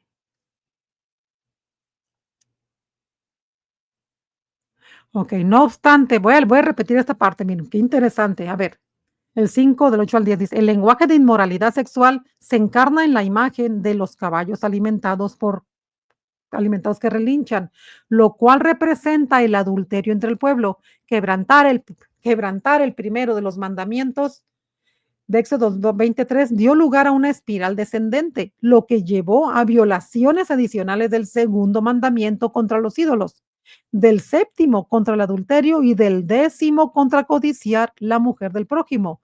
No obstante, a pesar del pecado de Judá, Dios no los destruiría del todo, sino que los depuraría severamente como un viñador poda su viña por completo. Ah, mi oreja. El Señor había prometido cuidar de su palabra para cumplirla. Por el contrario, las palabras de los falsos profetas de Israel eran mentiras que contradecían la advertencia de Dios. Jeremías los ridiculizaba diciendo que eran como viento, o sea, espíritu, aliento, ruaj, espíritu, aliento. Sin duda, lo que ellos comunican son solo palabras al viento porque no hay en ellos palabra de Dios. Las palabras verdaderas que venían de Dios ya habían sido colocadas en la boca de Jeremías. Se convertirían ahora en un fuego consumidor, símbolo del juicio de Dios, que destruiría al pueblo con la predicción de un desastre inminente. En el capítulo en el capítulo 5 del versículo 18 al 19, se reitera que el pueblo será finalmente perdonado. Y al citar Deuteronomios 29, 24 al 28, se explica la razón de su severo castigo.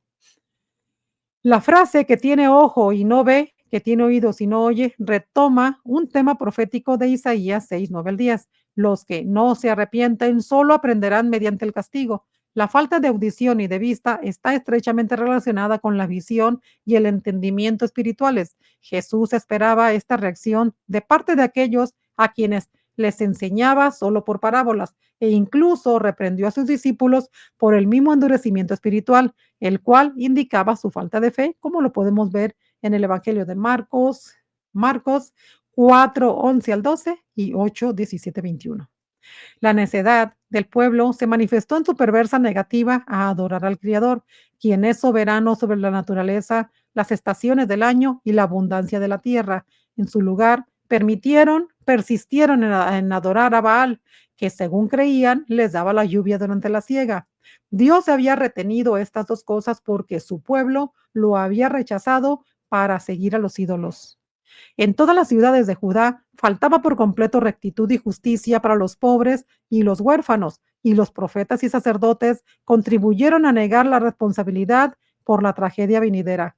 Trágicamente, el pueblo de Dios así lo quiso. De forma inquietante queda la pregunta: ¿qué pues haréis cuando llegue el fin? Fuerte, fuerte, fuerte. Capítulo 6. La respuesta a la pregunta en 51:31 no se hizo esperar. Huid, hijos de Benjamín, de en medio de Jerusalén. Una amenaza de muerte inminente se acercaba desde el norte. Los pastores que venían contra Judá eran los guerreros enemigos, los cuales estaban tan decididos a guerrear y destruir que llegaban preparados para atacar en cualquier momento del día o a mediodía o al oscurecer de noche. Iban a sitiar y destruir Jerusalén. Judá se merecía su destino porque oprimía a su propio pueblo, derramando maldad, injusticia y robo. Otra amonestación se expresó en términos de rebuscar una vid completamente, aunque Dios le advirtió repetidas veces, el pueblo no quiso escuchar porque sus oídos eran incircuncisos, es decir, no receptivos. La palabra de Jehová les resultaba vergonzosa, en hebreo jerpa, objeto de burla y desprecio, una desgracia o un motivo de venganza, y no la amaban. Judá estaba tan endurecida que el pacto y los mandamientos de su Dios no significaban nada para ella, así que la desobediencia se instaló fácilmente. El castigo de Dios caería sobre todo su pueblo, los jóvenes, los viejos, los maridos, las mujeres y los niños, los profetas y los sacerdotes habían sido como médicos que curaban una herida, en hebreo shedar, del verbo shabar, romper o rasgar en pedazos, fracturar, quebrar, hacer añicos, es decir, una herida grave, como si no fuera grave. Profetizaban falsamente que la paz, en hebreo shalom, llegaría, pero Dios no lo había planeado así. Los profetas mentirosos perecerían junto con el pueblo. El pueblo fue advertido con 5 verbos imperativos. Paraos en los caminos, es decir, dejen de hacer lo que están haciendo y presten atención a las opciones que tienen por delante. Mirad, es decir, examinen o vean por ustedes mismos las decisiones que las personas están tomando. Preguntad por las sendas antiguas, es decir, consideren las leyes del pacto de Dios. Andad por el buen camino y hallaréis descanso. En hebreo, margova, un pax, palabra que se usa solo aquí en el Antiguo Testamento del verbo raga, estar quietos, morar en silencio, para vuestra alma. No obstante, el pueblo se negó tercamente a obedecer el consejo de Dios, incluso rechazó las advertencias de las atalayas, en hebreo, zafá, vigilante posicionado para ver el peligro inminente y advertir, una metáfora de profeta comparado en Ezequiel 3. De Dios y dijo, no escucharemos, en hebreo, kashab, oír, prestar atención. O sea, no quisieron escuchar.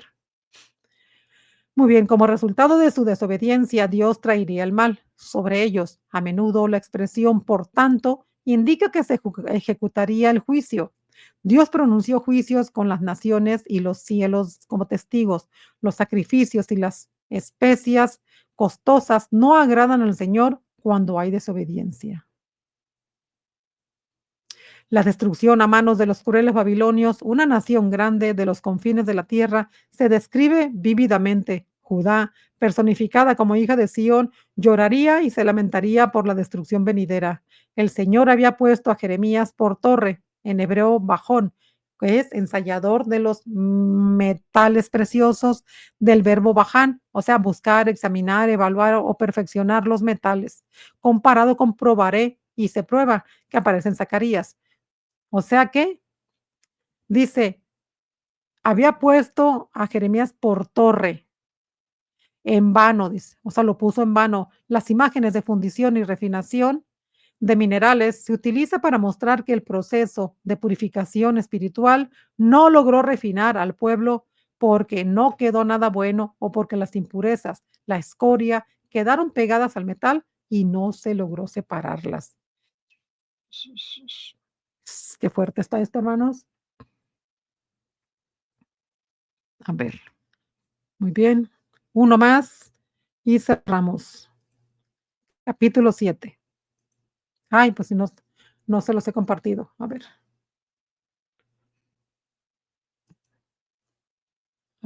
vámonos para acá.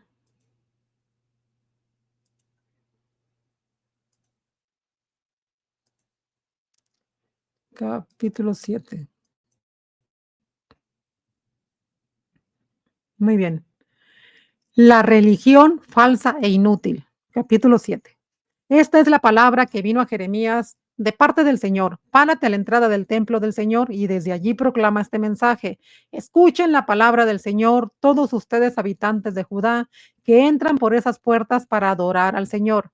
Así dice el Señor de los ejércitos, el Dios de Israel. corrijan su conducta y sus acciones y yo los dejaré vivir en este lugar. No confíen en esas palabras engañosas que repiten. Este es el templo del Señor, el templo del Señor, el templo del Señor. Si realmente corrigen su conducta y sus acciones, si realmente practican la justicia los unos con los otros, si no oprimen al extranjero, ni al huérfano, ni a la viuda, si no derraman sangre inocente en este lugar, ni sigan a otros dioses para su propio mal, entonces los dejaré vivir en este lugar, en la tierra que di a sus antepasados para siempre, pero ustedes confían en palabras engañosas que no tienen validez alguna. Roban, matan, cometen adulterio, juran con falsedad, queman incienso a Baal, siguen a otros dioses que jamás conocieron. Luego vienen y se presentan ante mí en esta casa que lleva mi nombre y dicen, estamos a salvo para después seguir cometiendo todas esas abominaciones. ¿Creen acaso que esta casa que lleva mi nombre es una cueva de ladrones? Pero si yo mismo lo he visto, afirma el Señor. Vayan ahora a mi santuario en Silo, a donde al principio hice habitar mi nombre, y vean lo que hice con él por culpa de la maldad de mi pueblo Israel. Mientras hacían esas cosas, afirma el Señor, yo les hablé una y otra vez, pero no me escucharon. Los llamé, pero no me respondieron. Por lo tanto, lo mismo que hice en Silo, haré con esta casa que lleva mi nombre y en la que ustedes confían y con el lugar que di a ustedes y a sus antepasados. Los echaré de mi presencia, así como eché a todos sus hermanos, a toda la descendencia de Efraín. Pero en cuanto a ti, Jeremías, no intercedas por este pueblo, no me ruegues ni me supliques por ellos, no me insistas porque no te escucharé. ¿Acaso no ves lo que hacen en las ciudades de Judá y en las calles de Jerusalén? Los niños juntan la leña, los padres encienden el fuego y las mujeres hacen la masa para cocer tortas y ofrecérselas a la reina del cielo. Además, para ofenderme derraman ofrendas líquidas a otros dioses, pero es a mí al que ofenden, afirma el Señor, no se ofenden a sí mismos para su propia vergüenza. Por eso, así dice el Señor, descargaré mi enojo y mi furor sobre este lugar, sobre los hombres y los animales, sobre los árboles del campo y los frutos de la tierra. Entonces arderá mi enojo y no se apagará. Así dice el Señor de los ejércitos, el Dios de Israel. Junten sus holocaustos con sus sacrificios y cómanse la carne. En verdad, cuando yo saqué a Egipto de Egipto a sus antepasados, no les dije ni ordené nada acerca de holocaustos y sacrificios. Lo que sí ordené fue lo siguiente: obedézcanme, así yo seré su Dios y ustedes serán mi pueblo. Condúzcanse conforme a todo lo que yo ordene a fin de que les vaya bien. Pero ellos no me obedecieron ni me prestaron atención, sino que siguieron los consejos de su terco y malvado corazón. Fue así como en vez de avanzar, retrocedieron. Desde el día en que sus antepasados salieron de Egipto hasta ahora les he enviado día tras día y sin descanso a mis siervos los profetas. Con todo, no me obedecieron ni me prestaron atención, sino que se obstinaron y fueron peores que sus antepasados. Tú les dirás a todas estas cosas. Espérame que se va muy abajo la imagen y aquí no la puedo mover. Si se fijan, estoy leyendo los últimos renglones y no lo puedo mover aquí porque se tiene que mover a la derecha. Tú les dirás todas estas cosas, pero no te escucharán. Los llamarás, pero no te responderán. Entonces dirás, esta es la nación que no ha obedecido la voz del Señor, su Dios, ni ha aceptado su corrección. La verdad ha muerto, ha sido arrancada de su boca.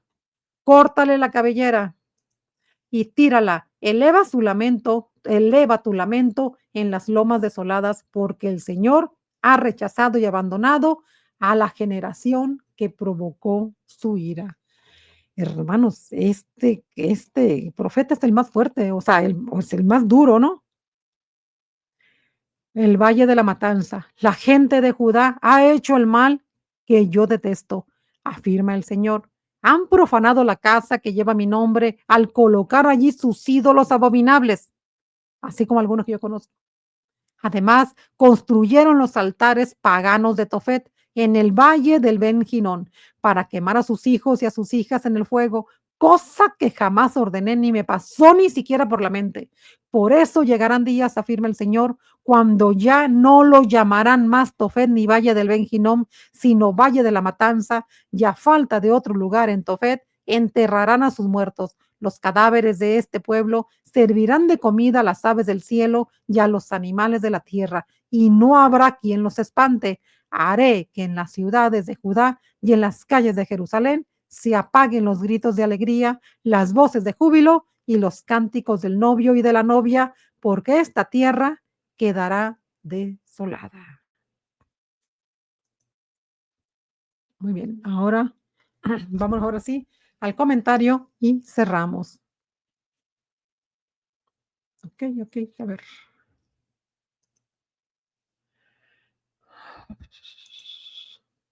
Muy bien.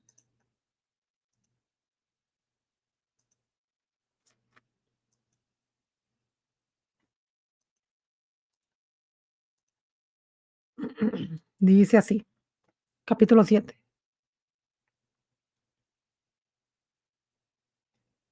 Se hace referencia en el capítulo 7, se hace referencia a esta sección como sermón del templo, porque estas palabras se predicaron en las puertas de la casa de Jehová en Jerusalén. Por parte del material se repite en el capítulo 26. Al parecer, los creyentes repetían 3 veces la fórmula templo de Jehová, que supuestamente les daría una sensación de seguridad, protección y absolución del castigo, pero el Señor deseaba que despreciaran las obras malas, la opresión a los extranjeros, los huérfanos, las viudas, el asesino, la idolatría, y no que entonaran cánticos vacíos. El pueblo violaba los 10 mandamientos y luego iba al templo, creyendo que podía aferrarse a un conjuro preestablecido que invocaba al templo y que esto lo libraría del castigo. Albergaba la falsa esperanza de que la presencia del templo entre ellos era un indicador del favor y la protección de Dios, y lo tenían como una especie de amuleto de la buena suerte. Su actitud refleja una gran presunción y una interpretación errónea e intencional de la fidelidad a los pactos. De pie en ese lugar afirmaban, librados somos para seguir haciendo todas las abominaciones. Debido a su actitud, degradaban la santa casa de Dios y la convertían en una cueva de ladrones. ¿Recuerdan que eso mismo dijo Cristo? La metáfora sugiere la imagen de ladrones que se esconden temporalmente en una cueva hasta que llega la próxima oportunidad para salir y cometer sus crímenes. Ya hasta se me entumió la mano. Ahorita leemos esa parte de la estudio de la palabra de ladrones. Vamos a terminar el capítulo aquí nada más. Como advertencia, Dios mencionó el destino de Silo, la ciudad del Antiguo Testamento en el reino del norte de Israel, donde estuvieron inicialmente el tabernáculo y el arca del pacto durante los días de los jueces. El arca, que representaba la presencia de Dios entre su pueblo, era considerada erróneamente un talismán. Silo fue destruida por completo por los filisteos alrededor del 1050 a.C. y la catástrofe que siguió fue claramente obra de Dios. Permítame, déjeme tomar poquita agua porque no aguanto la garganta.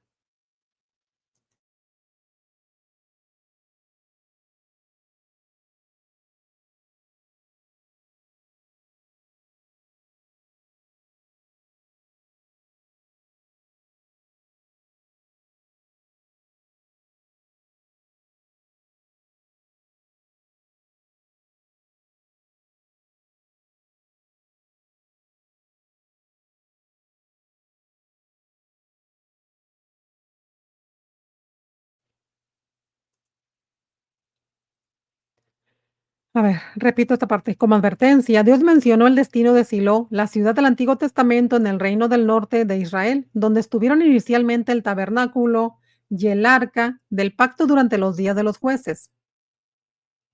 El arca, que representaba la presencia de Dios en su pueblo, era considerada erróneamente un talismán.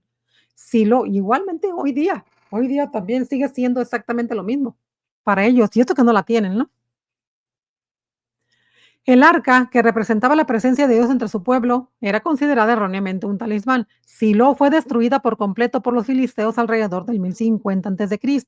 y la catástrofe que siguió fue claramente obra de Dios. Asimismo, Dios permitiría la destrucción del templo.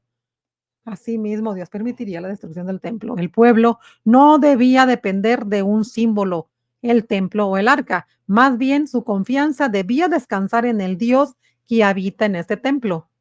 Judá creía que el templo era completamente inviolable. Así que cuando fue saqueado y destruido, la conmoción del pueblo fue palpable, como lo vemos en Lamentaciones 2 y Lamentaciones 5.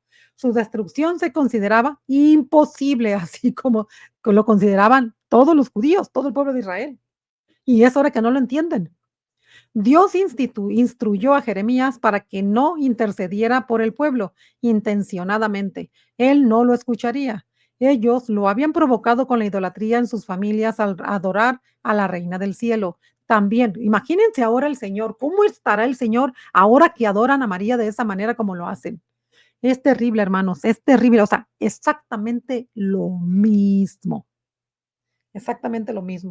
pero Dios tiene su remanente fiel.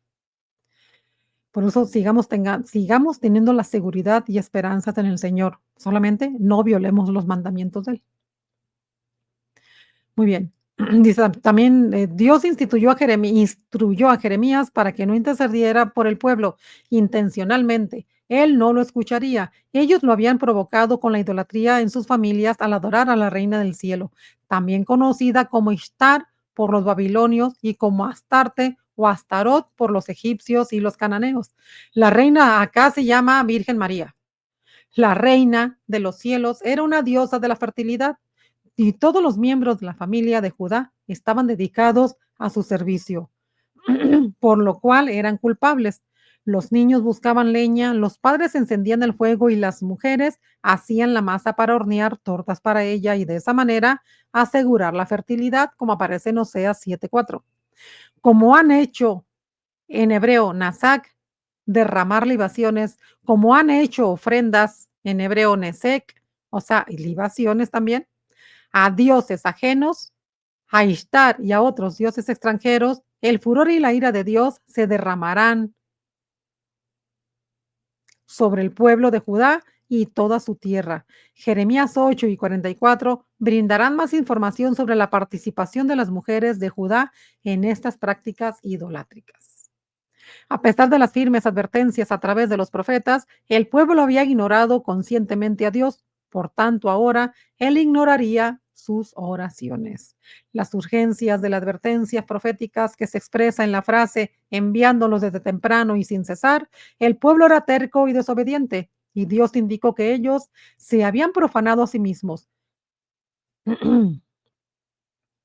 La frase corta tu cabello y arrójalo se refiere a un nazareo, cuyo cabello largo era una señal de dedicación a Dios, que se contamina al tocar un cuerpo muerto, como yo lo hemos visto en Números 6, 5 al 12. Cortarse el cabello era también una señal de luto. Se da la razón de su profanación, una abominación total e idolátrica dentro de las familias y la comunidad. El pueblo había sacrificado a sus propios hijos quemándolos como ofrendas al dios Moloch en Tofet, en hebreo chimenea, en el valle del hijo de Hinnom, en hebreo en el valle del lamento. El juicio de Dios sobre el pueblo se expresa mediante el cambio de nombre al valle del hijo del Hinnom por valle de la matanza, lugar donde aquellos que realizaban este tipo de delitos serían asesinados y sus cadáveres quedarían sin sepultura. Esta escena representaba el pináculo de la catástrofe que Judá había traído sobre sí misma. Había destruido su comunidad, ya que las prácticas idólatras llevaban a las familias a participar juntas en la adoración y luego las dividía porque adoraban a través del sacrificio de niños. En consecuencia, una tras otra las familias quedaban completamente trastocadas al desaparecer tanto la solemnidad y el respeto que caracterizan un entierro adecuado como la alegría de las bodas. En la época de Jesús, este valle llamado Hinnom se había convertido en un vertedero donde se quemaban la basura y se conocía como Gehenna. En griego, Gehenna, fuego del infierno, imagen que Jesús usaba para describir el infierno. Muy bien, hermanos. Entonces, hasta aquí finalizamos la lectura del día de hoy. Les agradezco mucho a todos los que me acompañaron, en verdad. Que el Señor les bendiga. Les mando un fuerte abrazo y recuerden que mañana continuamos con la lectura número 2 del libro de Isaías, perdón, de Jeremías. Antier fue, antes de antier fue el de Jeremías. Muy bien, entonces, un cordial saludo a todos, que el Señor me los bendiga. Los dejo en la presencia del Señor, que el Señor bendiga su vida, sus caminos, que el Señor bendiga sus hogares, sus trabajos y sobre todo que mantenga su fe firme en sus corazones y en sus familias. Yo me despido como siempre, yo soy su amiga y hermana Marisela de su canal Protestantismo sin filtro y de mi parte, hermanos, sería hasta la próxima. Buenos días y que el Señor les bendiga. A ver, permítanme, déjenme primero acá. A ver, apenas va a empezar aquí. A ver, En lo alto del hasta pronto. Calvario un madero se alzó, donde el Cordero divino por amor se inmoló. Su frente coronada de espinas con dolor, vertió la sangre pura por el vil pecado. Oh, sublime sacrificio que al mundo redimió, el Hijo de Dios mismo que su vida entregó. Clavado en el madero, su costado abierto fue, el precio de mi alma pagó con su fe. Sufrió la burla amarga, la cruel humillación, llevando en sus espaldas toda mi transgresión. Oh, sublime sacrificio que al mundo redimió, el Hijo de Dios mismo que su vida entregó. La tierra se estremecía, el sol su luz negó, al ver que en el Calvario la vida expiró.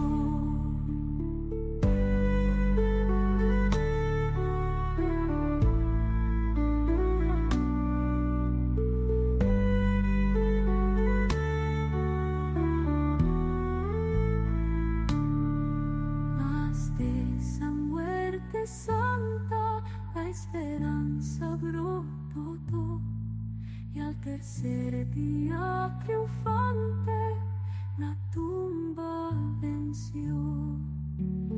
Oh, sublime sacrificio que al mundo redimió, el Hijo de Dios mismo que su vida entregó. Por ese gran amor mi alma te cantará, por tu cruz victoriosa mi vida te dará.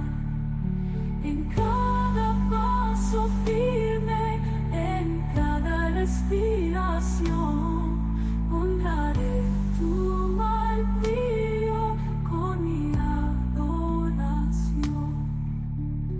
Oh, sublime sacrificio que al mundo redimió, el Hijo de Dios mismo que su vida entregó.